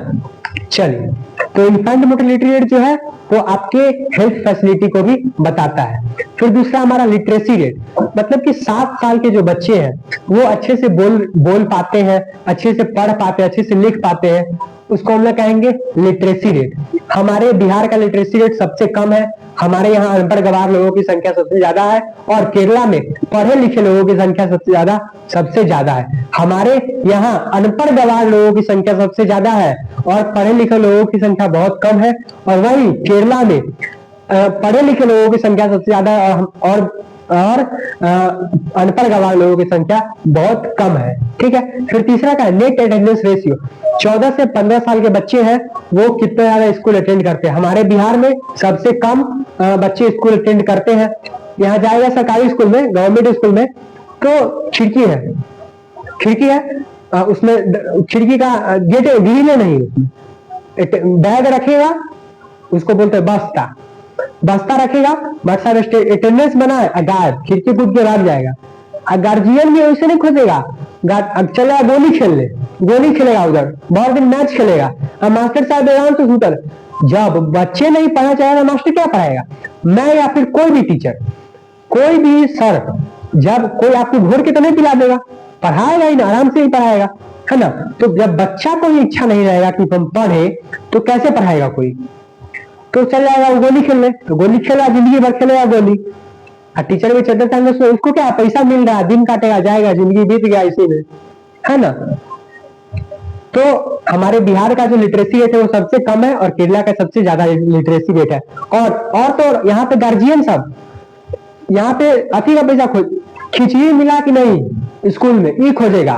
खिचड़ी मास्टर साहब वो खिचड़ी क्या लाना बोल रही हो, वो खिचड़ी ना बने बनते ना, आप एक लेट हो गया यार, कामे करेगा नॉलेज की कहे छी बताइए। साइकिल के पैसा, अरे मास्टर साहब साइकिल के पैसा ना भेज दियो, बताइए कैसे कहेगा? ये नहीं पूछेगा कि पढ़ा काहे नहीं रहे हैं, आप सोए हुए काहे हैं, मेरा बच्चा पढ़ने काहे नहीं आया है, हम बच्चा को स्कूल काहे नहीं भेजे, ये सब बात नहीं करेगा। ये बोला खिचड़ी के पैसा काहे नहीं आया, तो खिचड़ी खाओ, जिंदगी भर खिचड़ी खाओ, है ना। नेट अटेंडेंस रेशियो, ठीक है। तो आपको समझ में आया। फिर आपको हम डेटा ही बता देते हैं जो आपको बुक में दिया गया है, ठीक है। समझ में आ रहा सबको? मैं कोशिश करता हूं कि आप लोगों को मेरे क्लास में बोरिंग फील ना हो, ठीक है। मैं अपनी तरफ से पूरी कोशिश करूंगा और आप भी थोड़ा मेरे साथ कोऑपरेट करें, ठीक है। देखिए आपके स्क्रीन पे एक टेबल शो हो रहा होगा, उस टेबल में show comparative data on Haryana, Kerala और बिहार। हरियाणा, बिहार और केरला के डेटा देकर के उसको कंपेयर किया गया है। इस डेटा में क्या है? इन्फेंट मोर्टेलिटी रेट है, जिसको कि हम लोग इन्फेंट मोर्टेलिटी रेट को हम लोग शॉर्ट में क्या बोलते हैं? IMR रेट, IMR रेट, ठीक है ना। इन्फेंट मोर्टेलिटी रेट दिया गया, इसमें लिटरेसी रेट भी दिया गया, इसमें नेट अटेंडेंस रेशियो भी दिया गया कि इन तीनों स्टेट का और कंपेयर किया गया। देखिए इसमें हरियाणा का लिटरेसी रेट है 2016 के डेटा के हिसाब से, इन्फेंट मोर्टेलिटी रेट है 2016 के डेटा के हिसाब से। तो अगर वहां पे 2016 में 1000 बच्चों ने जन्म लिया तो वहां पे 33 बच्चे मारे गए, ठीक है, 33 बच्चे मारे गए, ठीक है। वही केरला में अगर 1000 बच्चों ने जन्म लिया तो वहां पे 10 बच्चों की मौत हो गई। बिहार में अगर 1000 बच्चों ने जन्म लिया तो वहां पे 38 बच्चों की मौत हो गई। मतलब कि सबसे ज्यादा इन्फेंट रिलेटेड कहाँ है? बिहार में। हमारे बिहार में ये दर्शाता है कि हमारे यहाँ हेल्थ फैसिलिटी अच्छी नहीं है, हमारे यहाँ ट्रांसपोर्टेशन फैसिलिटी अच्छी नहीं है। फिलहाल IMR रेट जो है वो हेल्थ फैसिलिटी को बताता है। तो बिहार में सबसे ज्यादा बच्चे मरते हैं, नवजात शिशु की हत्या होती है, ठीक है। फिर लिटरेसी रेट में आइए, कितने ज्यादा पढ़े लिखे लोग हैं 7 साल से ऊपर वाले। हरियाणा में 82% लोग पढ़े लिखे हैं, वहीं केरला में 94% लोग पढ़े लिखे हैं, वहीं बिहार में 62% लोग पढ़े लिखे हैं, बाकी लोग अनपढ़ गवार हैं।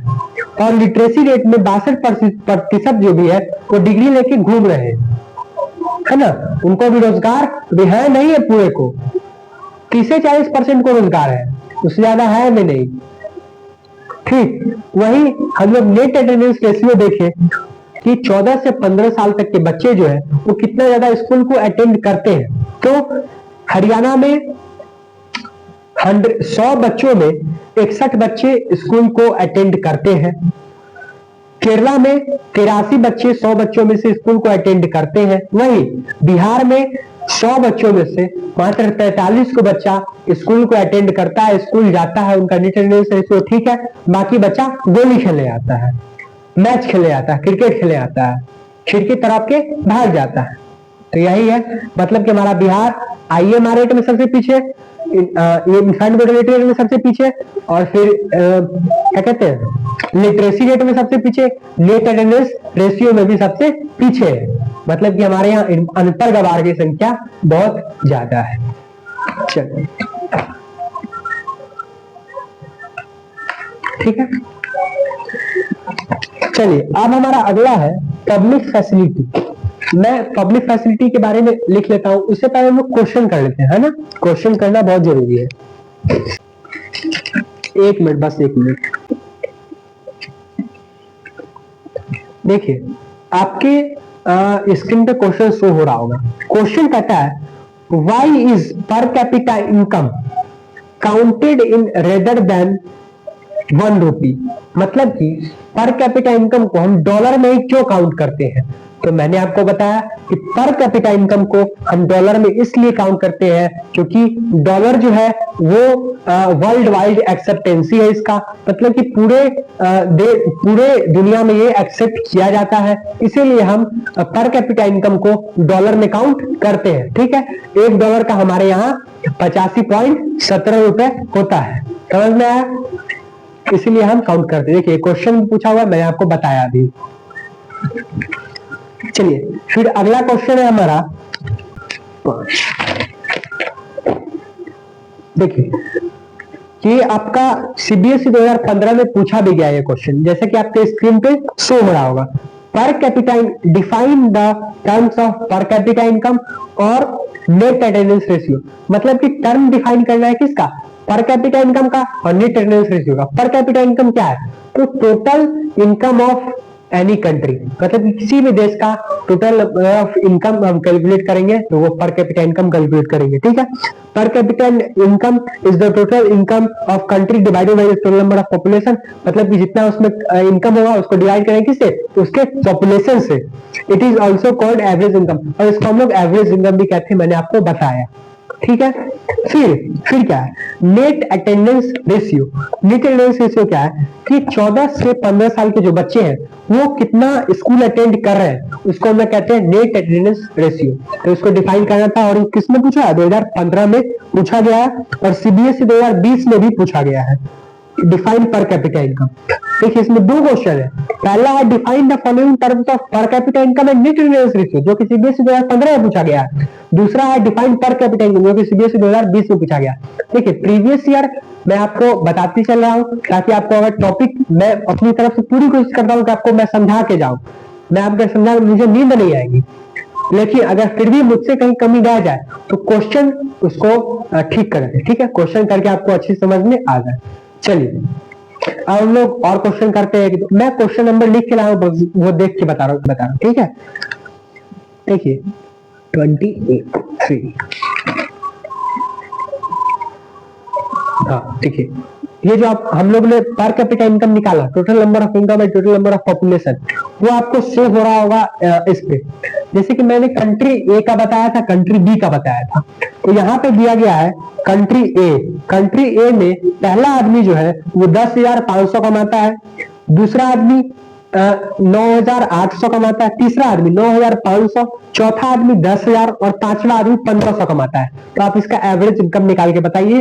इस सबको जोड़ दीजिए, 5 आदमी का दिया गया ना, 1 2 3 4 5, तो बट्टा में 5 कर दीजिए और इसको कैलकुलेट कर लीजिए, आंसर आ जाएगा। फिर दूसरे कंट्री बी का कहता है, तो कंट्री बी का क्या कहता है कि पहला आदमी 6,000 कमाता है, दूसरा आदमी 6,000, तीसरा आदमी 6,000, चौथा ये 6,000 और पांचवा 50,000, पांचवा 50,000 कमाता है। तो इसका भी एवरेज इनकम आप निकाल लीजिए। आप इसको कैलकुलेट कर लीजिएगा, मुझे पूरी उम्मीद है। और सीबीएसई 2023 में ये क्वेश्चन पूछा गया है, ठीक है, तो आप इसको निकाल लीजिएगा, ये आपके लिए होमवर्क है, ठीक है। चलिए तो अब हम लोग पढ़ते हैं। अब मैंने जितना पढ़ाया उससे हम लोग टॉपिक को पढ़े, फिर क्वेश्चंस को भी हमने डील कर लिया। अब हम लोग आगे चलते हैं। आगे चलने से पहले एक बार हम रिकॉल करा देता हूं मैं आपको। देखिए हमने पढ़ा डेवलपमेंट। डेवलपमेंट क्या है, विकास क्या है। देखिए डेवलपमेंट मतलब कि विकास किसी चीजों का पहले से बेहतर हो जाना। The betterment of anything is called development. किसी चीजों का पहले से बेहतर हो जाने को हम लोग कहते हैं विकास, डेवलपमेंट। फिर हमारा क्या था, इनकम एंड अदर गोल्स, मतलब कि पैसा इसके माध्यम से हम कंट्री के डेवलपमेंट को जज करते हैं, निकालते हैं। पैसा ही सब कुछ नहीं है कंट्री के डेवलप करने के लिए, इंसान के डेवलप करने के लिए।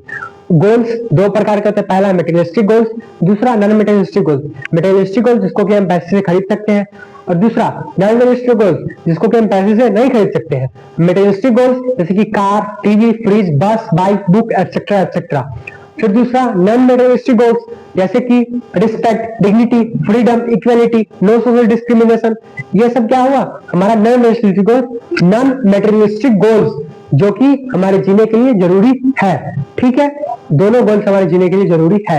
एक पहला मटेरियलिस्टिक जो कि हमारे जीवन को सुदृढ़ बनाता है, दूसरा नॉन मटेरियलिस्टिक जो कि हमारे जीवन जीने के लिए जरूरी है, ठीक है।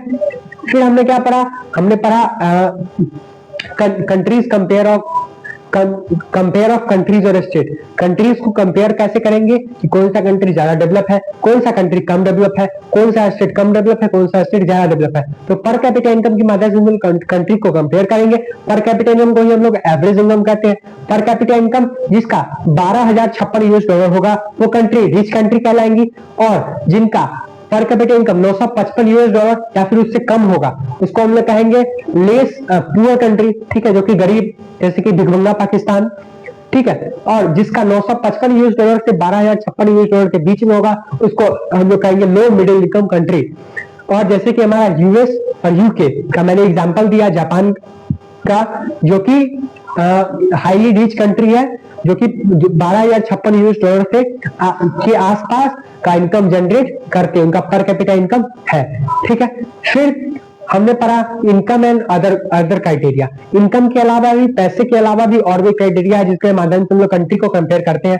पहला इन्फेंट मोर्टेलिटी रेट, दूसरा पहला इन्फेंट मोर्टेलिटी जिसको कि हम लोग IMR रेट भी कहते हैं। इन्फेंट मोर्टेलिटी रेट क्या था, इन्फेंट मोर्टेलिटी रेट यह था कि 1 साल के जितने भी बच्चे हैं वो अपने 1 साल कंप्लीट नहीं कर पाए, 1,000 बच्चों का जन्म हुआ, वो उनमें से जितने बच्चे 1 साल अपने नहीं कंप्लीट कर पाए उससे पहले उनकी मृत्यु हो गई, तो वो कहता है इन्फेंट मोर्टेलिटी रेट, ठीक है। फिर मैंने आपको बताया इन्फेंटिसाइड, पोर्टिसाइड, एम्ब्रॉयसाइड। इन्फेंटिसाइड इंग्लिश का वर्ड है जो कि है नवजात शिशु की हत्या, एम्ब्रॉयसाइड मतलब कि भ्रूण हत्या, पोर्टिसाइड मतलब कि फोएटस में जो बच्चे को मार दिया जाता है उसको हम लोग कहते हैं फोर्टिसाइड।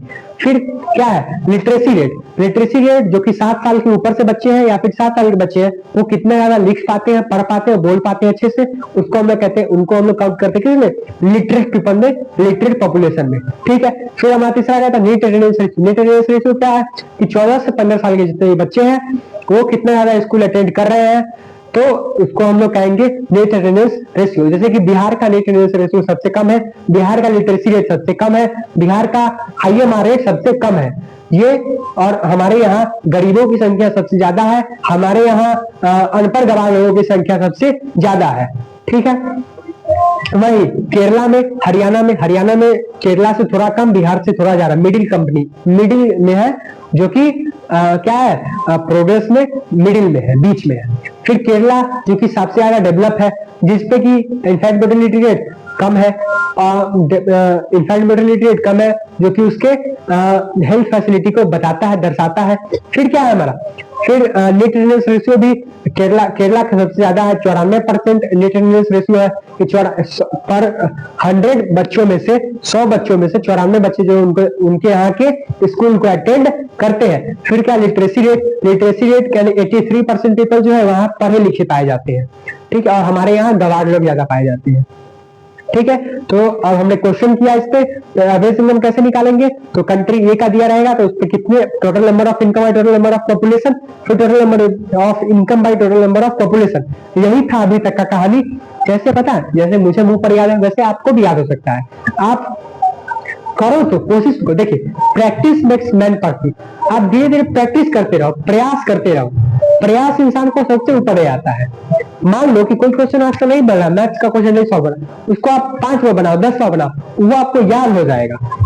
और उसके बाद आप सप्ताह में उसके बाद फिर बना लोगे 2 बार, तो आपको वो जिंदगी भर के लिए याद हो जाएगा, है ना। ह्यूमन की नेचर है कि वो चीजों को भूलता है। अगर हम चीजों को नहीं भूलेंगे तो हम पागल हो जाएंगे। ह्यूमन की नेचर है कि वो चीजों को भूलता है।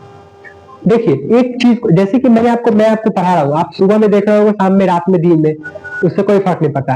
ये लेक्चर थोड़ा लंबा होगा क्योंकि देखिए मैं डिटेल से पढ़ा रहा हूँ। 1 शॉट देने को मैं आधे घंटे में चैप्टर निपटा सकता हूँ, मुझे कोई दिक्कत नहीं है। पहले आप जाओ देखो पहले का वीडियो, तो आधे घंटे में चैप्टर मैं खत्म कर चुका हूँ। या फिर कोई भी टीचर,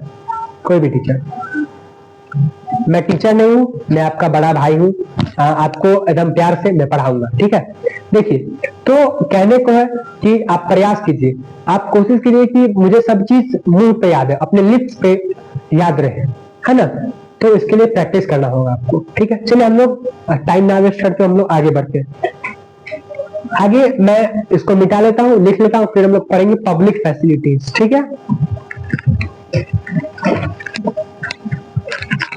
देखिए हमारा अगला टॉपिक है पब्लिक फैसिलिटीज। तो पब्लिक फैसिलिटीज क्या होता है, देखिए जैसे कि more income can buy more facilities but there are other things need to live well. मतलब कि हमारे पास पैसा होगा तो हम चीजों को खरीद सकते हैं और गुड्स को खरीद सकते हैं, कोई भी सामान खरीद सकते हैं और उससे हम अपना जीवन अच्छा बेहतर कर सकते हैं। हमारे पास फैसिलिटीज होंगी तो हम उससे अपना जीवन आसान बना सकते हैं। लेकिन जरूरी नहीं है कि हमारे जीवन जीने के लिए बस पैसा ही जरूरी है, और चीजें भी हमारे जीवन जीने के लिए जरूरी है। जैसे कि देखिए हमारे वातावरण में स्वच्छ हवा, मतलब कि हम अच्छी हवा में सांस लेंगे तो हमारा जिंदगी अच्छे से चलेगा। जब हम जिंदा रहेंगे तभी तो पैसा कमाएंगे ना। हम अच्छा खाना खाएंगे, हम अच्छी हवा में सांस लेंगे, हमें कोई बीमारी नहीं होगा, कोई डिजीज नहीं होगा, तो क्या होगा कि हम जीवन यापन अच्छे से कर पाएंगे। जैसे कि पेड़, अभी भी हमें जंगलों को बचा करके रखना है, हमें अपने जीवन यापन करना है, हमें डेवलपमेंट करना है, हमें विकास करना है, लेकिन हमें सेव करना है किसको, ट्रीज को, अपने इन्वायरमेंट को बचा के। ठीक है, इसके लिए हमें ध्यान रखना है, अपने चीजों को बचा के रखना है। तो जैसे कि हमारे अदर चीजें क्या है हमारे जीवन यापन करने, जैसे कि हमें कोई डिजीज ना हो, जैसे कि कोरोना वायरस। तो कोरोना वायरस हुआ तो देखा सब काम वाम बंद पड़ गया था, है ना, कि सब एक दूसरे से दूरी बना करके रखते थे कि मुझे वायरस ना हो जाए, मुझे ये बुखार सर्दी ना हो जाए, है ना। तो क्या कोरोना वायरस में सबसे बड़ा एग्जांपल है, देखा कि जैसे कि 2 साल लॉकडाउन था, तो लॉकडाउन था तो जो हॉस्पिटल में आते थे, जो बैंक में आते थे, वही लोग ज्यादा से ज्यादा काम करते थे, जाते थे रोज ड्यूटी, और वो भी आगे में वो क्या पेपर का चिपका के कि हम ऑन ड्यूटी है, हमारा ड्यूटी है, हमें जाने दिया जाए। बाकी कोचिंग, स्कूल, दुकान सब कुछ बंद कर दिया गया था।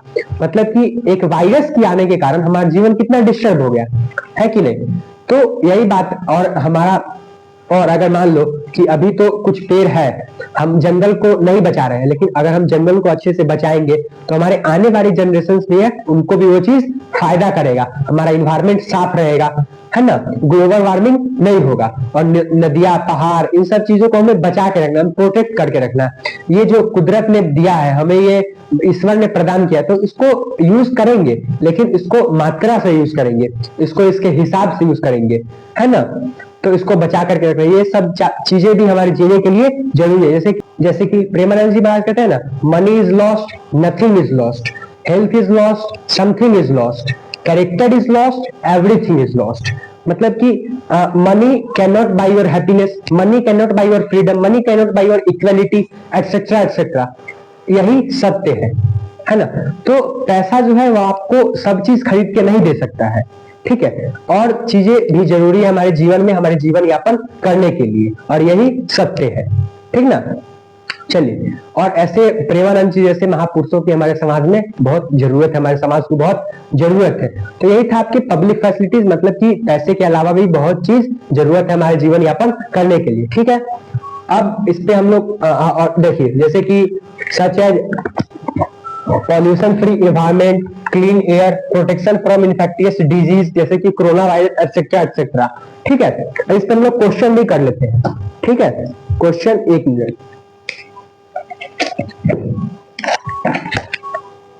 एक ये वाला टॉपिक पढ़ा लेते हैं, उसके बाद से क्वेश्चन करेंगे, ठीक है। देखिए, बॉडी मास इंडेक्स, अगला हमारा क्या टॉपिक है, body mass index. Body mass index क्या कहता है कि body mass index is an international standard used to determine whether an adult person is nourished or undernourished or not। मतलब कि ये जो BMI है, बॉडी मास इंडेक्स को क्या कहते हैं हम लोग, BMI। बॉडी मास इंडेक्स को क्या कहते हैं हम लोग, BMI शॉर्ट फॉर्म में, ठीक है ना। बॉडी मास इंडेक्स जो है वो इंटरनेशनल स्टैंडर्ड यूनिट है, जिसको यूज किया जाता है एडल्ट पर्सन के, मतलब कि जवान व्यक्ति के, उसके वो अंडर न्यूरिस्ड है या फिर न्यूरिस्ड है। अब बोलोगे भैया कि न्यूरिस्ट अंडर न्यूरिस्ट क्या है, देखिए कहता है कि नॉर्मल रेंज ऑफ बीएमआई, मतलब कि body mass index is 18.5 to 24.99। मतलब कि किसी भी व्यक्ति का, किसी भी एडल्ट पर्सन का जो बॉडी मास इंडेक्स होगा वो नॉर्मल रेंज कितना है, 18.4 से लेकर के 24.99, इतना ही है क्या आपका, सॉरी 18.5 है, 18.5 से लेकर के 24.99 क्या है बॉडी मास इंडेक्स का नॉर्मल रेंज। अगर हम इसको कैलकुलेट करेंगे, देखिए बीएमआई का फॉर्मूला होता है weight in KG, height in metre square. मतलब कि किसी भी व्यक्ति को आपको निकालना हो कि जैसे कि बोलता है ना कि मैं जिम जाता हूं, मैं बहुत न्यूट्रिशन लेता हूं, कार्बोहाइड्रेट लेता हूं, इतना कंज्यूम करता हूं, तो वो ताकतवर है कि कुपोषित है, वो कैसे पता चलेगा। कुपोषित मतलब कि लकड़ल फकड़ रहेगा, पता नहीं चलेगा कि मारे एक पर तो धंसा देगा, है ना। तो कैसे पता चलेगा कि वो कुपोषित है या फिर वो न्यूरिस्ट है या फिर अंडर न्यूरिस्ट है। तो देखिए, अंडर न्यूरिस्ट कहने का मतलब कि एक तरह से आप उसको कुपोषित बोल सकते हैं, और न्यूरिस्ट कहने का मतलब कि एक तरह से आप उसको बोल सकते हो कि वो अच्छा हट्टा कट्टा है, मतलब कि उसके न्यूट्रिशन वो बराबर से कंज्यूम कर रहा है, उसी को कहते हैं न्यूरिस्ट, हेल्दी व्यक्ति। और अंडर न्यूरिस्ट मतलब कि एक तरह से कुपोषित, ठीक है ना। मतलब कि जितना उसके बॉडी को उसका न्यूट्रिशन का नीड है वो उतना वो न्यूट्रिशन कंज्यूम नहीं कर रहा है, उतना न्यूट्रिशन उतने बॉडी को नहीं दे रहा है, उसको कहते हैं अंडर न्यूरिस्ट, ठीक है। अगर हमारा जब बीएमआई हम कैलकुलेट करेंगे तो हमारा बीएमआई 18.5 से कम आएगा तो वो व्यक्ति क्या होगा, अंडर न्यूरिस्ट होगा। अगर हमारा बीएमआई 18.5 से कम आएगा तो वो व्यक्ति अंडर न्यूरिस्ट होगा। और अगर हमारा बीएमआई 24.99 के इसके बीच में आएगा, 18.5 से लेकर के 24.99 के बीच में आएगा, 20 आ जाए, 21 आ जाए, 22 आ जाए, 23 आ जाए, 23.5 आ जाए, 23.6 आ जाए, जितना भी आ जाए इसके बीच में, तो वो क्या कहलाएगा, न्यूरिस्ट कहलाएगा, मतलब कि हेल्दी व्यक्ति कहलाएगा।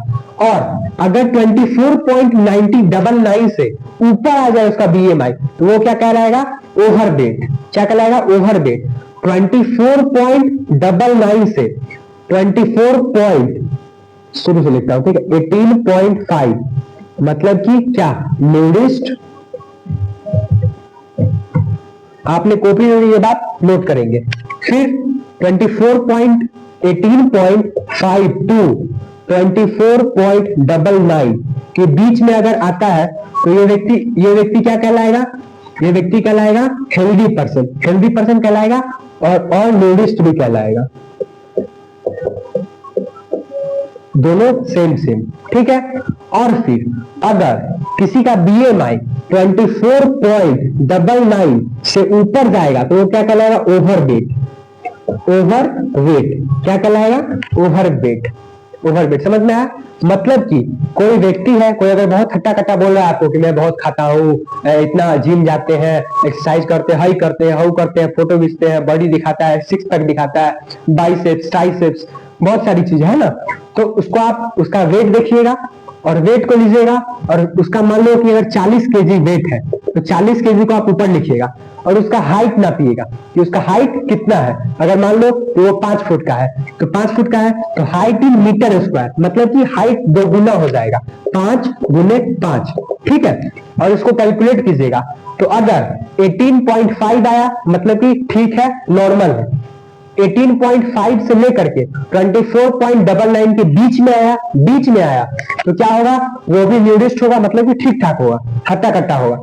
और 24.99 से अगर ऊपर आ गया किसी का BMI, बॉडी मास इंडेक्स किसी का 24.99 से ऊपर आ गया तो वो व्यक्ति क्या होगा? ओवरवेट होगा, मतलब कि ज्यादा खाता है, हेल्दी है, मतलब कि थोड़ा ज्यादा ही हेल्दी है ना।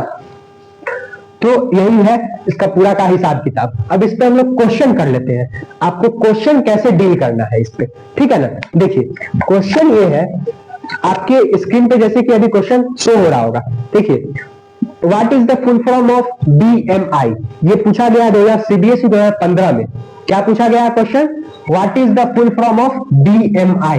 BMI को हम शॉर्ट में BMI का फुल फॉर्म क्या होता है? बॉडी मास इंडेक्स, इसको शॉर्ट फॉर्म में क्या बोलते हैं? BMI। ये क्वेश्चन CBSE 2015 में पूछा गया, ठीक है। तो आप लिख देंगे BMI stands for body mass index. BMI का फुल फॉर्म होता है, सॉरी, बॉडी मास इंडेक्स का फुल शॉर्ट फॉर्म होता है BMI, BMI का फुल फॉर्म होता है बॉडी मास इंडेक्स, ठीक है। चलिए फिर आपका इसी पे आपका दूसरा क्वेश्चन है। देखिए आपके स्क्रीन पे क्वेश्चन शो हो रहा होगा, योर फ्रेंड इज 150 सेंटीमीटर, मतलब कि 150 सेंटीमीटर वो टॉल है, लंबा है। Your friend is 150 centimetre tall लंबा and have height of 40 KG, उसका हाइट है 40 केजी। देखिए हम लोग क्वेश्चन करते हैं, मान लीजिए क्वेश्चन कहता है कि कोई व्यक्ति है, ठीक है, उसका हाइट कितना है? 150 सेंटीमीटर, 150 सेंटीमीटर उसका हाइट है, ठीक है। 150 सेंटीमीटर उसका क्या है? हाइट है, हाइट, ऊंचा, लंबाई, टॉलनेस, ठीक है। फिर कहता है क्वेश्चन वेट इज 40 केजी और इसका वेट कितना है? 40 केजी।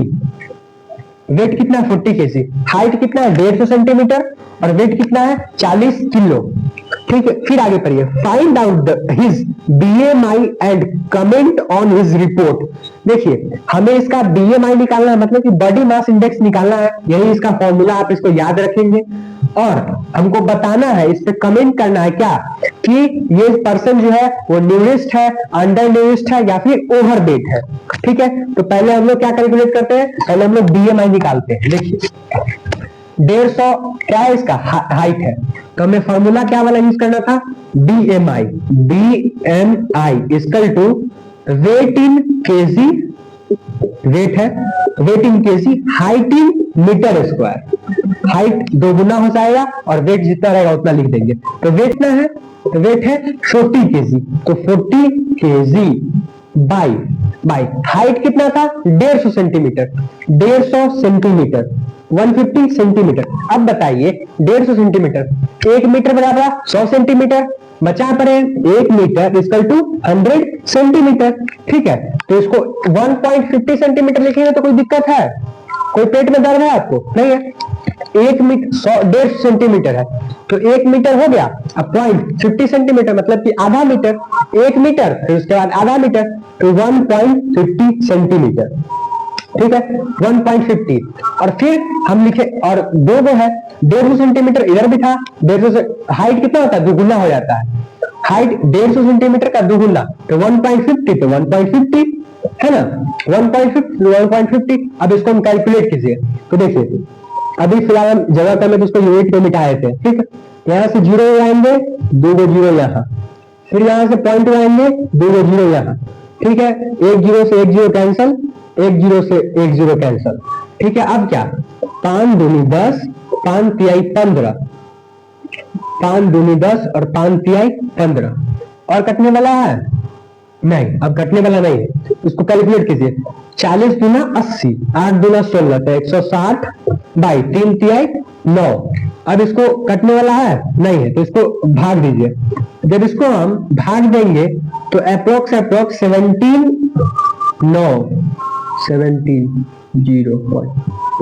17.7 आ जाएगा इसका, ठीक है, कैलकुलेशन से 17.7 आ जाएगा इसका क्या BMI बॉडी मास इंडेक्स। अब हमारा क्या कहता है कि कोई भी पर्सन का, अगर किसी भी एडल्ट पर्सन का हम BMI निकाले और 18.5 आ गया या फिर 24.99 के बीच में आ गया तो ये पर्सन क्या है न्यूरिस्ट है, और इससे कम आया तो अंडर न्यूरिस्ट है, इससे ज्यादा आया तो ओवरवेट है, इससे कम आया अंडर न्यूरिस्ट, इससे ज्यादा आया ओवरवेट, इसके बीच में आ गया न्यूरिस्ट या फिर ये आ गया तो न्यूरिस्ट। यहाँ पे कितना है 17.7, मतलब कि 18.5 से कम है इसका बॉडी मास इंडेक्स सॉरी, देखिए 18.5 से कम है इसका बॉडी मास इंडेक्स, 17.7 है, इसलिए ये व्यक्ति क्या होगा अंडर न्यूरिस्ट होगा, मतलब कि ये कुपोषित है एक प्रकार से, ये इसके आसपास है तो ज्यादा कुपोषित नहीं है लेकिन ये भी कुपोषित है, ठीक ना, ऐसे ही निकलता। अगर इसका BMI आया था 2.99 से ऊपर तो क्या होता, ये ओवरवेट हो जाता, इसके बीच में आता तो न्यूरिस्ट हो जाता, ठीक है। चलिए 2 क्वेश्चन हमने कर लिया, और ये क्वेश्चन जो है ये जैसे कि मैंने आपको दिया, और देखिए एक और क्वेश्चन मैं आपको देता हूं, आप खुद से सॉल्व कीजिएगा, ठीक है। देखिए अगर मान लीजिए कोई व्यक्ति है, किसी व्यक्ति का हाइट 170 सेंटीमीटर है, ठीक है, इसका वजन जो है वो 60 केजी है, अब इसका BMI निकाल के बताइए, आपके होमवर्क का क्वेश्चन है ये, ठीक है, करना कुछ नहीं है, 170 सेंटीमीटर है, 100 सेंटीमीटर बराबर 1 मीटर, तो 1 point height in metre square, height 2 गुना हो जाता है, हाइट 2 गुना हो जाता है, और 70 सेंटीमीटर 100 नहीं है इसलिए 2 नहीं दिखाएगा, तो 70 सेंटीमीटर, हाइट कितना 2 गुना, एक बार फिर से वही बात, फिर ऊपर में क्या केजी कितना है 60 केजी है, अब इसको आप पॉइंट उड़ा के कैलकुलेट करिए, सॉल्व कर लीजिए तो आपका BMI, आप इसमें 3-4 क्वेश्चन अपने से हाइट लिख के और क्या कहते हैं वजन लिख के वेट लिख के कैलकुलेट कर लीजिएगा, आपको अच्छी से ये समझ में आ जाएगा, ठीक है, ये आपके एग्जाम में पूछा जा सकता है। चलिए एक और क्वेश्चन करेंगे हम इसके बाद,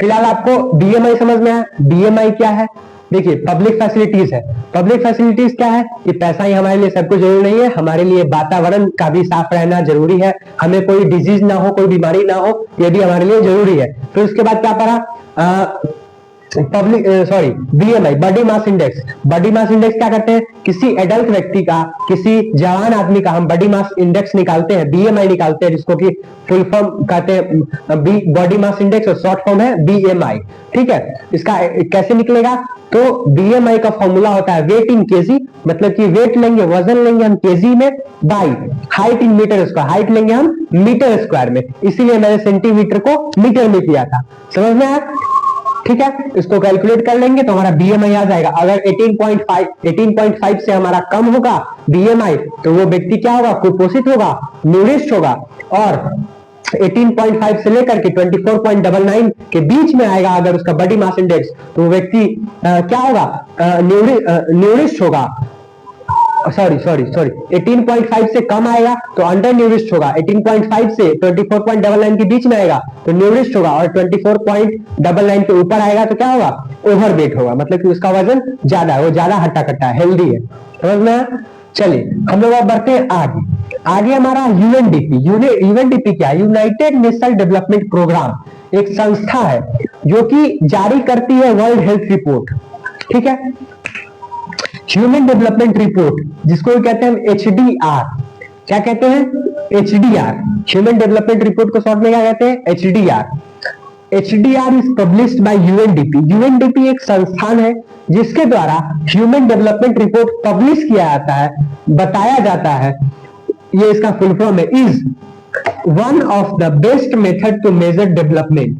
देखो, डेवलपमेंट को मेजर करने का, विकास को पता लगाने का एक बहुत ही सरल तरीका है, जो कि UNDP एक संस्था है जो कि HDR रिपोर्ट को क्या करती है? पब्लिश करती है प्रत्येक साल, हर साल पब्लिश करती है। UNDP एक संस्था है जो कि HDR ह्यूमन डेवलपमेंट रिपोर्ट को पब्लिश करती है हर वर्ष, और ये पता करती है कि कौन सा कंट्री डेवलप है, कौन सा कंट्री कम डेवलप है, मतलब कि उसके हिसाब से इसको रैंकिंग पे रखती है। मान लो कि अभी IPL चल रहा है, तो RCB नंबर 1 पे है, आपका ये फेवरेट टीम होगा, मेरा भी है RCB, और CSK वाले नीचे है। तो देखिए, अभी RCB नंबर 1 पे है, नंबर 2 पे कल पंजाब हो गई है ना। तो ऐसे करते करते रैंकिंग है उसमें, है, ठीक है।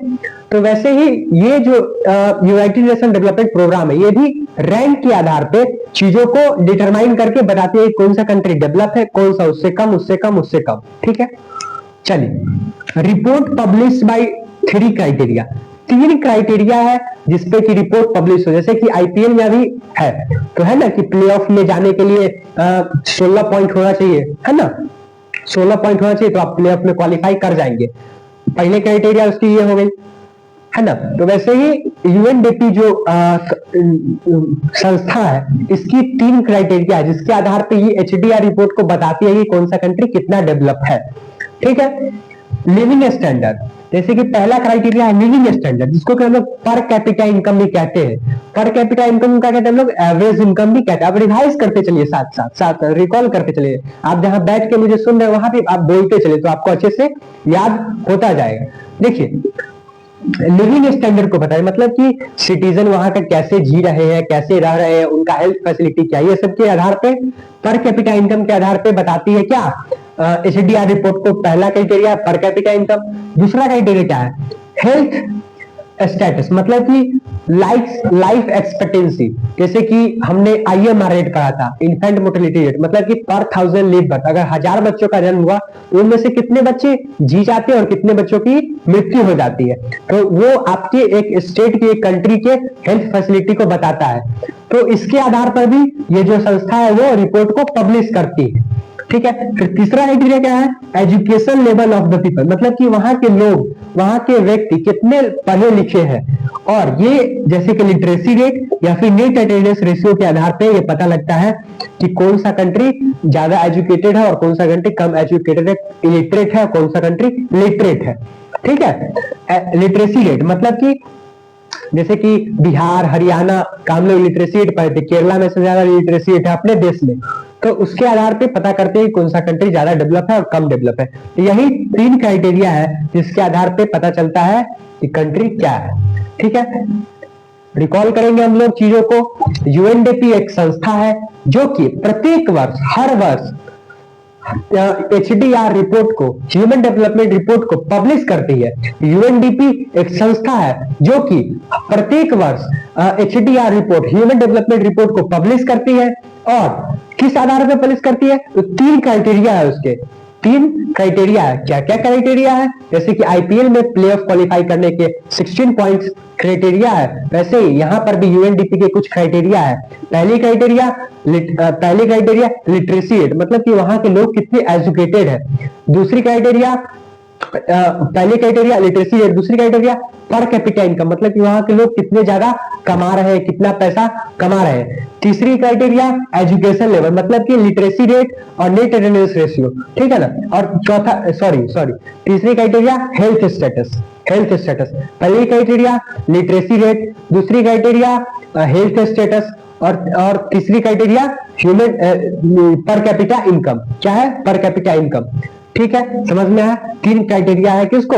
UNDP जो रिपोर्ट को पब्लिश करती है उसके, ठीक है। जैसे कि हमारा इंडिया जो है, इंडिया ऑक्युपाइज 130 रैंक, 130 नंबर पे इंडिया आया। कब? HDR ह्यूमन डेवलपमेंट रिपोर्ट में इंडिया को 130वां रैंक मिला 2018 की रिपोर्ट के हिसाब से। It has table of 89 countries. देखिए यूएनडीपी जो रिपोर्ट पब्लिश करती है वो 189 कंट्रीज का टेबल है।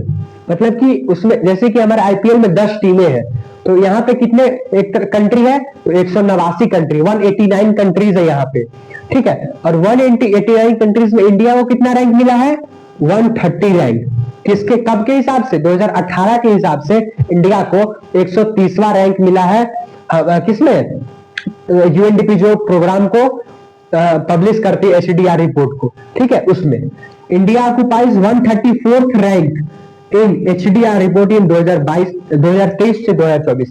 और ये लेटेस्ट न्यूज है, ये आपके एनसीईआरटी में नहीं है, मैंने इसको इंक्लूड अलग से किया है कि 2023 और 2024 के हिसाब से इंडिया को, भारत को 134वां स्थान मिला है। किसमें, एचडीआर रिपोर्ट में, ह्यूमन डेवलपमेंट रिपोर्ट में, जो कि पब्लिश करती है यूएनडीपी, ठीक है। आपके एग्जाम में पूछे तो आप ये वाला लिखिए, क्योंकि आपके एग्जाम में सॉरी एनसीईआरटी में ये वाला दिया गया और बोर्ड आपके एनसीईआरटी को ही फॉलो करता है। कितने कंट्रीज की रिपोर्ट बनाई जाती है, 189 कंट्रीज है, 189 कंट्रीज है, जो कि 2018 के डेटा के हिसाब से 130वां रैंक प्राप्त की है, 130वां रैंक उनको प्राप्त हुआ है, ठीक है। फिर report has been released by UNDP, Switzerland in first number 1। देखिए ये नया वाला जो रिपोर्ट है उसके हिसाब से स्विट्जरलैंड जो है वो नंबर 1 पे है।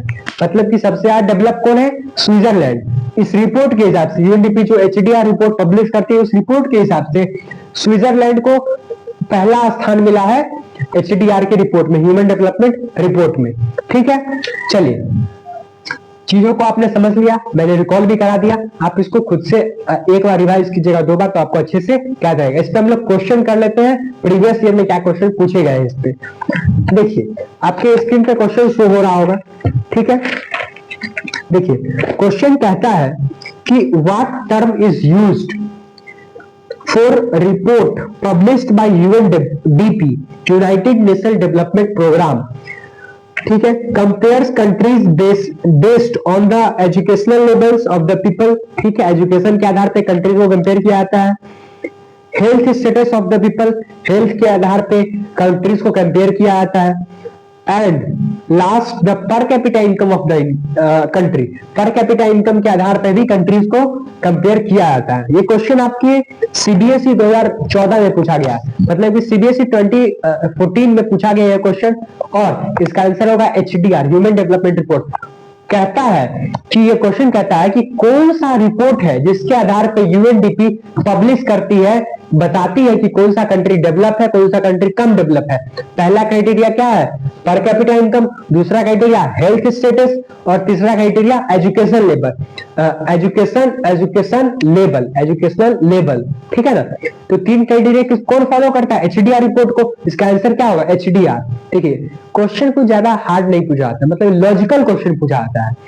आपके कंपटीशन का एग्जाम जब आप नीट जेई दोगे तो उसमें कॉम्पिटिटिव बेस्ड क्वेश्चन पूछा जाता है, ठीक है ना। क्वेश्चन देख के लगे आपको बहुत बड़ा है, लेकिन उसका आंसर, जो भी क्वेश्चन बहुत बड़ा होता है उसका आंसर बहुत छोटा होता है, 2 से 3 लाइन में, ठीक है। इस बात को आप याद रखिए। जब आप क्वेश्चन सॉल्व करेंगे, जब आप सैंपल पेपर बनाएंगे आखिरी के दिनों में, 2-3 महीनों में, तो देखोगे कि आप जिसका क्वेश्चन बहुत बड़ा है उसका आंसर बहुत छोटा हो, जो क्वेश्चन छोटा है उसका आंसर बड़ा होगा, ठीक है ना। चलिए, तो स्विट्जरलैंड जो है वो रैंक 1 पे है, किसमें, यूएनडीपी रिपोर्ट में। और 2023-2024 के डेटा के हिसाब से हमारा इंडिया जो है वो 134 नंबर पे आएगा, मतलब कि पहले 130 पे था, अब आ गया, उसका आगे बढ़ गया, मतलब कि हमारा जो डेवलपमेंट है वो और घट गया बढ़ने के वजह। अगर बढ़ा होता तो इससे कम होता, 130 से पहले होते हम लोग, है ना। तो यही बात है। चलिए, अब आपका 75% चैप्टर कंप्लीट हो चुका है क्वेश्चन के साथ। हमने टॉपिक पढ़ा, क्वेश्चन किया, टॉपिक पढ़ा, क्वेश्चन किया। देखिए, टॉपिक पढ़ना मायने नहीं रखता है, आपको क्वेश्चन बनाना आना चाहिए। आप जब क्वेश्चंस को डील करेंगे तो आपको अच्छे से समझ में आएगा और चीजों को आप अच्छे से जान पाएंगे, ठीक है। जितना टॉपिक इंपॉर्टेंट नहीं, उससे ज्यादा क्वेश्चन इंपॉर्टेंट है। आपके एग्जाम में टॉपिक नहीं आएगा, क्वेश्चन आएगा, टॉपिक से क्वेश्चन आता है, ठीक है। चलिए, तो हमने पीवाईक्यू भी कुछ 2-3 क्वेश्चन तो मैंने आपको करा ही दिया हर टॉपिक से। चलिए, अब हम लोग चलते हैं लास्ट टॉपिक पे जिसका नाम है sustainable development, sustainability of development. मतलब कि हमारा विकास तो जरूरी है, लेकिन विकास के साथ साथ और भी चीजें हैं जिसको कि हमको सस्टेन करके रखना है, हमें बचा करके रखना है आगे डेवलपमेंट करते रहने के लिए। ठीक है, मैं इसको लिख लेता हूं फिर आपको बताता हूं। देखिए अगला टॉपिक हमारा सस्टेनेबल डेवलपमेंट। सस्टेनेबल डेवलपमेंट क्या है? देखिए सस्टेनेबल डेवलपमेंट ये है कि हम विकास करते रहें, और विकास करने के साथ साथ, विकास करना अच्छी बात है, लेकिन हम अपने वातावरण को प्रोटेक्ट करें, हम अपने और सारी चीजों जो हमें कुदरत ने दी है, जो हमें प्राकृतिक ने दी है, उन सारी चीजों को हम प्रोटेक्ट करें, उन सारी चीजों को हम बचा के रखें। ठीक है, देखिए सस्टेनेबल डेवलपमेंट कहता है development is using up natural resource is eight faster rate. मतलब कि जो हमें नेचर ने दिया, जो हमें प्राकृतिक ने दिया, उसको हम ज्यादा मात्रा में फास्ट यूज करते जा रहे हैं। This is not sustainable for future generation. मतलब कि और उसको हम सस्टेन नहीं कर रहे हैं, बचा नहीं रहे हैं फ्यूचर जनरेशन के नीड के लिए। फ्यूचर जनरेशन करने का मतलब कि आने वाले जो बच्चे हैं, आपके बच्चे, मेरे बच्चे और सारे बच्चे, जो फ्यूचर जनरेशन आने वाली है, उनके लिए हम उस चीजों को सस्टेन नहीं कर रहे, उन चीजों को बचा नहीं रहे हैं। हम अभी जो हमारे पास जो चीज है उसको हम फास्ट यूज करते आए। जैसे कि क्या? जैसे कि नॉन रिन्यूएबल रिसोर्स, जो कि दोबारा नहीं बनाया जा सकता है। They take millions of year to form, they take millions of year to form. इसको बोलते हैं नॉन रिन्यूएबल रिसोर्स। जैसे कि क्या? क्रूड ऑयल, मतलब कि कच्चा तेल। पेट्रोल तो रिफाइन करके बनाया था, डीजल रिफाइन करके बनाया था। पहले जो समुद्र के अंदर से निकाला जाता है रिफाइन, वो क्या है? हमारा कच्चा तेल है। कच्चा तेल उसको कहते हैं crude oil. Crude oil reserve जो है हमारे पास, वो लिमिटेड स्टॉक है उसका। ये नहीं कि अथाह है, ऐसा नहीं है, वो लिमिट है। एक समय के बाद वो खत्म हो जाएगा। ठीक है, फिर क्या? कोयला, ये भी हमारे पास लिमिटेड स्टॉक है, एक समय के बाद ये भी खत्म हो जाएगा। और क्या? गोल्ड, डायमंड, ये सब जो है ये हमारे पास लिमिटेड स्टॉक है, एक समय के बाद खत्म हो जाएगा। तो हमें क्या जरूरत है कि हम इसका उपयोग करें, यूज करें, लेकिन इसको हम सस्टेन करके रखें, इसको हम बचा करके रखें, क्योंकि ये बस हमारी चीजें नहीं है, ये हमारे फ्यूचर जनरेशन के लिए भी जरूरी है, और ये लाभ उनको भी मिलना चाहिए। बस ये नहीं कि अपन भी आओगे जय कमला, वो वाला हाल नहीं है ना। उनको भी ये चीज यूज करने को मिलना चाहिए। ठीक है, there are fix stock only, मतलब कि इनका जो स्टॉक है वो फिक्स्ड है, एक लिमिटेड है, एक समय के बाद ये खत्म हो जाएगा। अगर हम जिस तरह से अभी यूज कर रहे हैं इसी तरह से यूज करते रहेंगे तो। ठीक है, यही नहीं, अभी नॉन रिन्यूएबल रिसोर्स जो है, non renewable resource like ground water, मतलब कि renewable resource, sorry, non renewable resource like gold, diamond, platinum, crude oil reserves, ये सब जो है हमारा क्या? नॉन रिन्यूएबल रिसोर्स, को हम रिन्यू नहीं कर सकते हैं। They take millions of years to renew. ठीक है, और वहीं पे हमारा रिन्यूएबल रिसोर्स, इसको क्या हम रिन्यू कर सकते हैं, मतलब कि पानी से, पानी को हम साफ कर सकते हैं, उसको फिल्टर कर सकते हैं। ठीक है ना, ऐसे।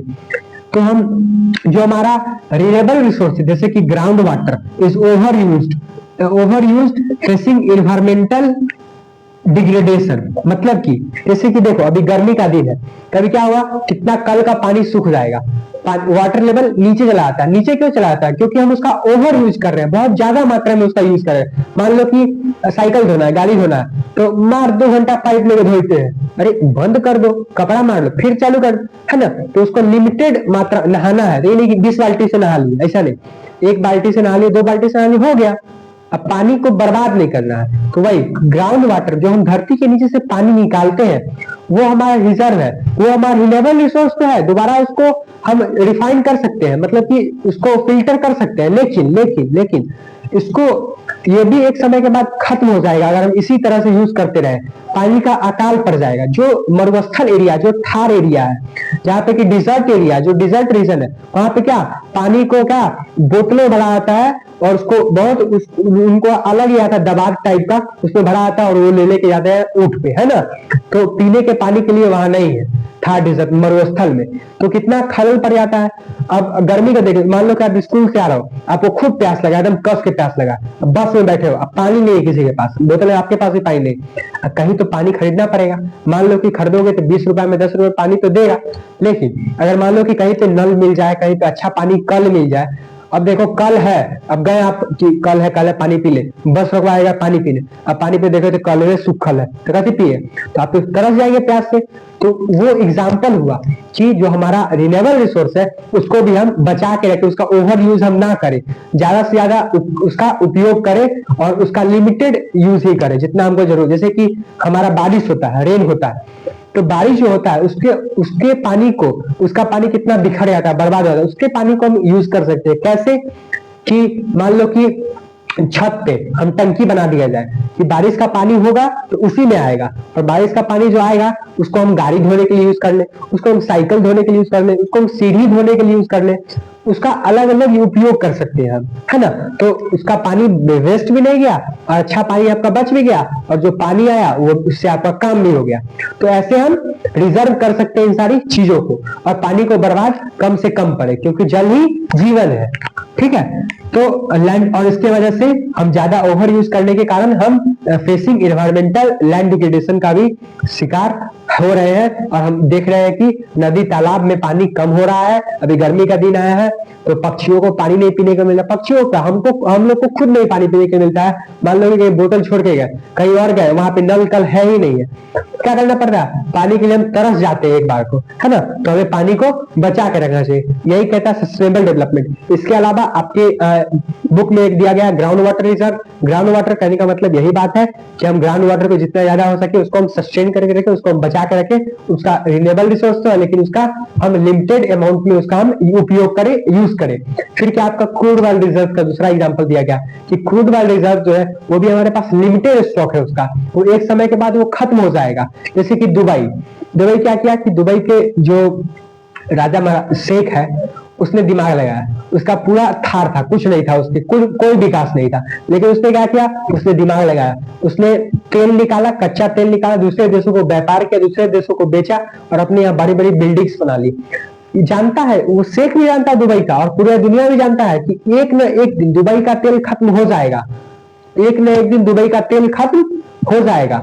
लेकिन जब तक उसके पास है वो सोना है, हीरा है ना, उससे वो कितना विकास करके आगे, है ना। तो यही बात है, हमको क्रूड ऑयल रिजर्व को बचा के रखने की जरूरत है। ये बस हमारी ही नहीं है, हमारे फ्यूचर जनरेशन की भी नीड्स है, जरूरतें हैं। इस पर हम लोग कुछ क्वेश्चन कर लेते हैं, अच्छे से आपको समझ में आ जाएगा, ठीक है।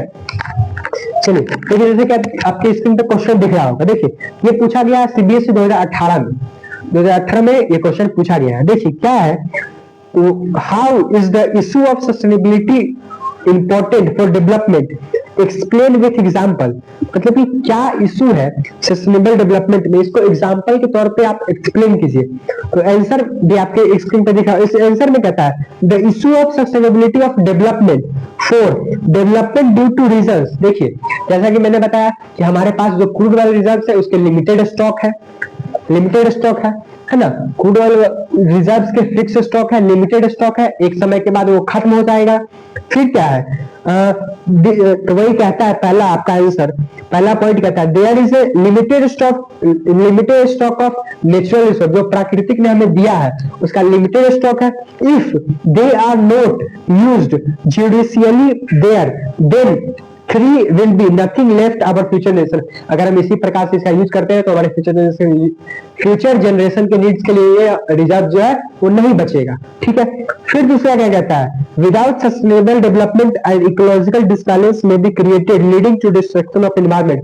मतलब कि जब हम सस्टेन नहीं करेंगे चीजों को तो और ओवर यूज करेंगे, फास्टर यूज करेंगे, तो क्या होगा, इकोलॉजिकल क्राइसिस की भी संभावना उत्पन्न हो सकती है इन्वायरमेंट में।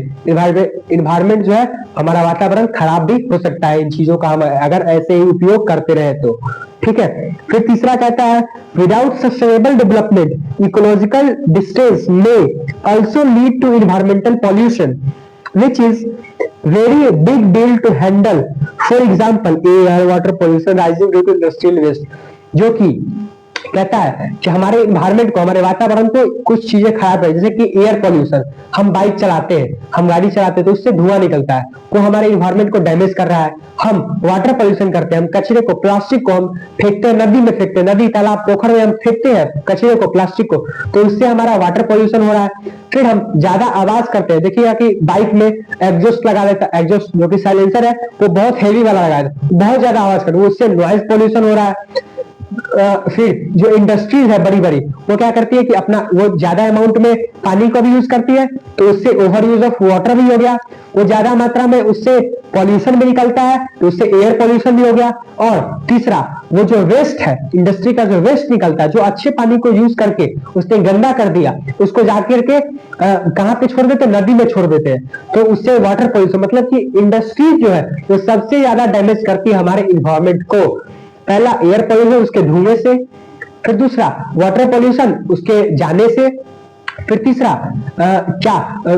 वाटर का ओवर यूज, वाटर का ओवर यूज भी और वाटर का ओवर पॉल्यूशन भी, है ना। वाटर का ओवर यूज करके उसी गंदे पानी को जा करके नदी में रिलीज कर देती है, तो इससे भी हमारा इन्वायरमेंट जो है वो डिग्रेड होता है। ठीक है, तो यही था आपका एक क्वेश्चन 2018 का जो पूछा गया सस्टेनेबल डेवलपमेंट से। एक ये क्वेश्चंस आप पढ़ लीजिएगा अच्छे से, दो तीन बार पढ़ेगा तो आपको अच्छे से समझ में आ जाएगा। ठीक है, चलिए फिर हमारा अगला क्वेश्चन है। अच्छा देखिए, आपके स्क्रीन पे क्वेश्चन शो हो रहा होगा, देखिए, what does sustainability of development mean, मतलब कि सस्टेनेबल डेवलपमेंट क्यों जरूरी, इसका क्या मीनिंग है। ठीक है, how can sustainable development be achieve, और सस्टेनेबल डेवलपमेंट को कैसे अचीव किया जाता है, मतलब कि सस्टेनेबल डेवलपमेंट का नुकसान कैसे, ये तो हमने पढ़ा कि हम ज्यादा क्रूड ऑयल सब का यूज करेंगे तो नुकसान होगा, लेकिन इसको हम बचा कैसे सकते हैं, इस नुकसान का भरपाई हम कैसे कर सकते हैं, तो इसके बारे में देखिए। आंसर कहता है sustainability of development means that development should take place without damaging the environment, जो कि हम अपने वातावरण को नुकसान किए बिना, हम जैसा कि मैंने आपको बताया कि वातावरण का नुकसान किए बिना भी डेवलपमेंट किया जा सकता है, हम अपने एनवायरनमेंट को प्रोटेक्ट कर सकते हैं। फिर कहता है and development is the present should not compromise with the needs of future generation, मतलब कि फ्यूचर जनरेशन के जो नीड्स है, जो आने वाली पीढ़ियों की जो यूजेज है, उसको हम अनदेखा नहीं कर सकते हैं, उसका हम ओवर यूज नहीं कर सकते हैं, और उसको हम बर्बाद भी नहीं कर सकते, हमें उसका कोई अधिकार नहीं है। Here, the natural resource should be used in such a ways that environmental balance is also maintained, और हमें environmental balance, eco balance बना के चलना होगा, मतलब कि हम ज्यादा यूज भी ना करें, environment को भी प्रोटेक्ट करके चले। ठीक है, sustainable development can be achieved in the following veg, और 3 वेज दिया गया जिसके जो कि हमें पालन करने से हम सस्टेनेबिलिटी ऑफ डेवलपमेंट को अचीव कर सकते हैं, सस्टेनेबल डेवलपमेंट हो सकता है। पहला कहता है by scientific and proper use of resources, मतलब कि हम ठीक ढंग से, अच्छे ढंग से, प्रॉपर वे में रिसोर्सेज का यूज करें जो कि हमें प्राकृतिक ने दिया, नेचुरल रिसोर्स का यूज हम प्रॉपर वे में करें। तो पहला तो ये है कि सस्टेनेबल डेवलपमेंट अचीव किया जा सकता है।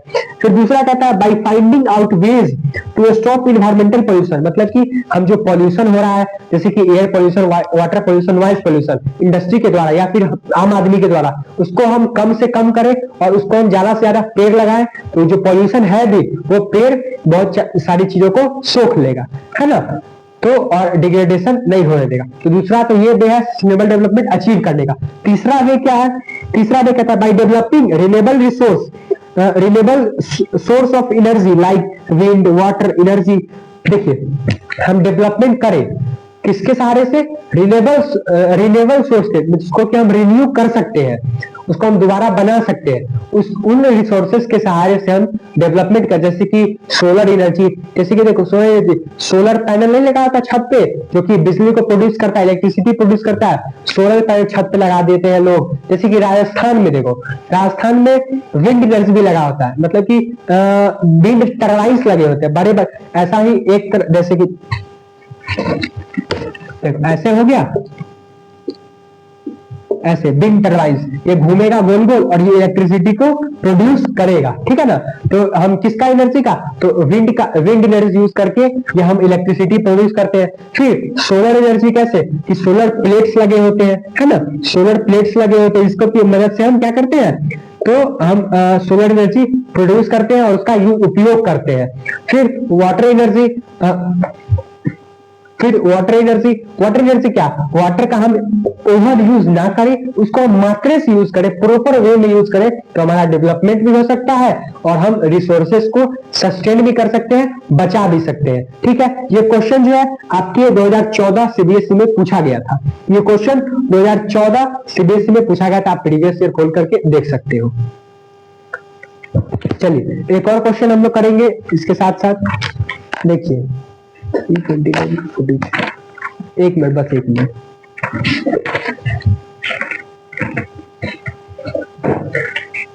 देखिए आपके क्वेश्चन शो हो रहा होगा आपके स्क्रीन पे। क्वेश्चन कहता है what proportion of the country is over using their ground water reserve, मतलब कि जो कंट्री अपना ओवर यूज कर रही है ग्राउंड वाटर रिजर्व को, मतलब कि जो अंदर धरती के नीचे जो पानी है उसका ओवर यूज कर रही है, वो रिसोर्स को, तो क्या प्रोपोर्शन है। तो देखिए about 1/3 of the country is over using of their ground water, मतलब कि 1/3 जो कि देश है वो क्या करती है, ओवर यूज करती है ग्राउंड वाटर का। 1/3 जो देश है, कंट्री है, वो ओवर यूज करती है ग्राउंड वाटर का। 1/3 जो कंट्री है वो क्या करती है, ग्राउंड वाटर का ओवर यूज करती है, लेकिन ग्राउंड वाटर का ओवर यूज नहीं करना चाहिए, हमको उसको सस्टेन करके चलना चाहिए। दूसरा क्वेश्चन हो गया, यदि आपके सीबीएसई 2018 में, सॉरी सीबीएसई 2000 नहीं, ये नॉर्मल क्वेश्चन कहीं पूछा नहीं गया, लेकिन पूछा जा सकता है, ठीक है।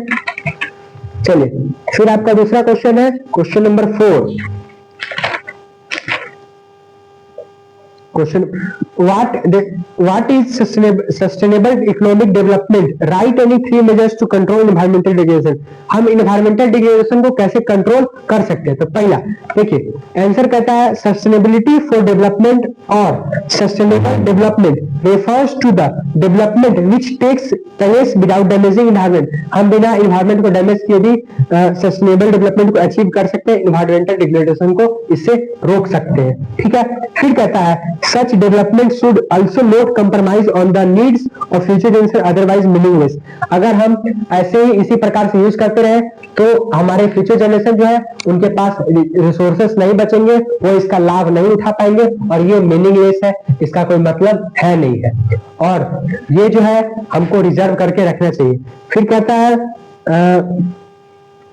है पहला वे जो है वो क्या है, इसको रिजर्व करने का, इन्वायरमेंटल डिग्रेडेशन को रोकने का, कंट्रोल करने का जो पहला वे वो क्या है, देखिए over explosion of resources should be avoided, rule of 3R is recycle, मतलब कि 3R R और R ये रूल है, R3 ये रूल है, इसको हम यूज करके इन्वायरमेंटल डिग्रेडेशन को रोक सकते हैं, जैसे कि रिसाइकल, रियूज और रिड्यूस, मतलब कि रिसाइकल मतलब इस चीजों को हम रिसाइकल करें, दूर से फिर से बनाए और फिर से उसको यूज करें, रियूज, और तीसरा कहता है रिड्यूस, मतलब कि उसको हम कम से कम यूज करें, हम इसको प्रॉपर वे में यूज करें, तो हम क्या कर सकते हैं, इन्वायरमेंटल डिग्रेडेशन को होने से रोक सकते हैं, ठीक है। फिर should be adopted, फिर दूसरा हमारा कहता है वे in place of conventional and non-renewable energy resource, renewable energy resource must be adopted, मतलब कि हम नॉन रिन्यूएबल रिसोर्स जो है हमारे उसका हम प्रॉपर वे में यूज करें, और रिन्यूएबल रिसोर्स जो है उसका हम अच्छे से यूज करें, मतलब कि अच्छे से इस्तेमाल में लें, लेकिन उसको भी हम प्रोटेक्ट करें, बचा करके रखें। तीसरा वे क्या कहता है, new technologies should be developed for judicious use of resource and pollution free environment. मतलब कि जो नई टेक्नोलॉजी है वो डेवलप हो रही है और हमारे वातावरण को पॉल्यूशन फ्री करने के लिए इसके फॉलोइंग डेज निकाले गए हैं, इसको सस्टेन किया जाएगा। ठीक है, तो यही कहता है आपका ये क्वेश्चन था और ये 2015 के सीबीएसई में पूछा गया है, ये भी एक PYQ है। ठीक है, आपका क्वेश्चन नंबर 4 हो गया, ये लास्ट ही क्वेश्चन था, हो गया। ठीक है, चलिए देखिए, तो यही कुछ क्वेश्चन था और यही आपका पूरा चैप्टर का लेखा जोखा था, आप लोग समझ गए।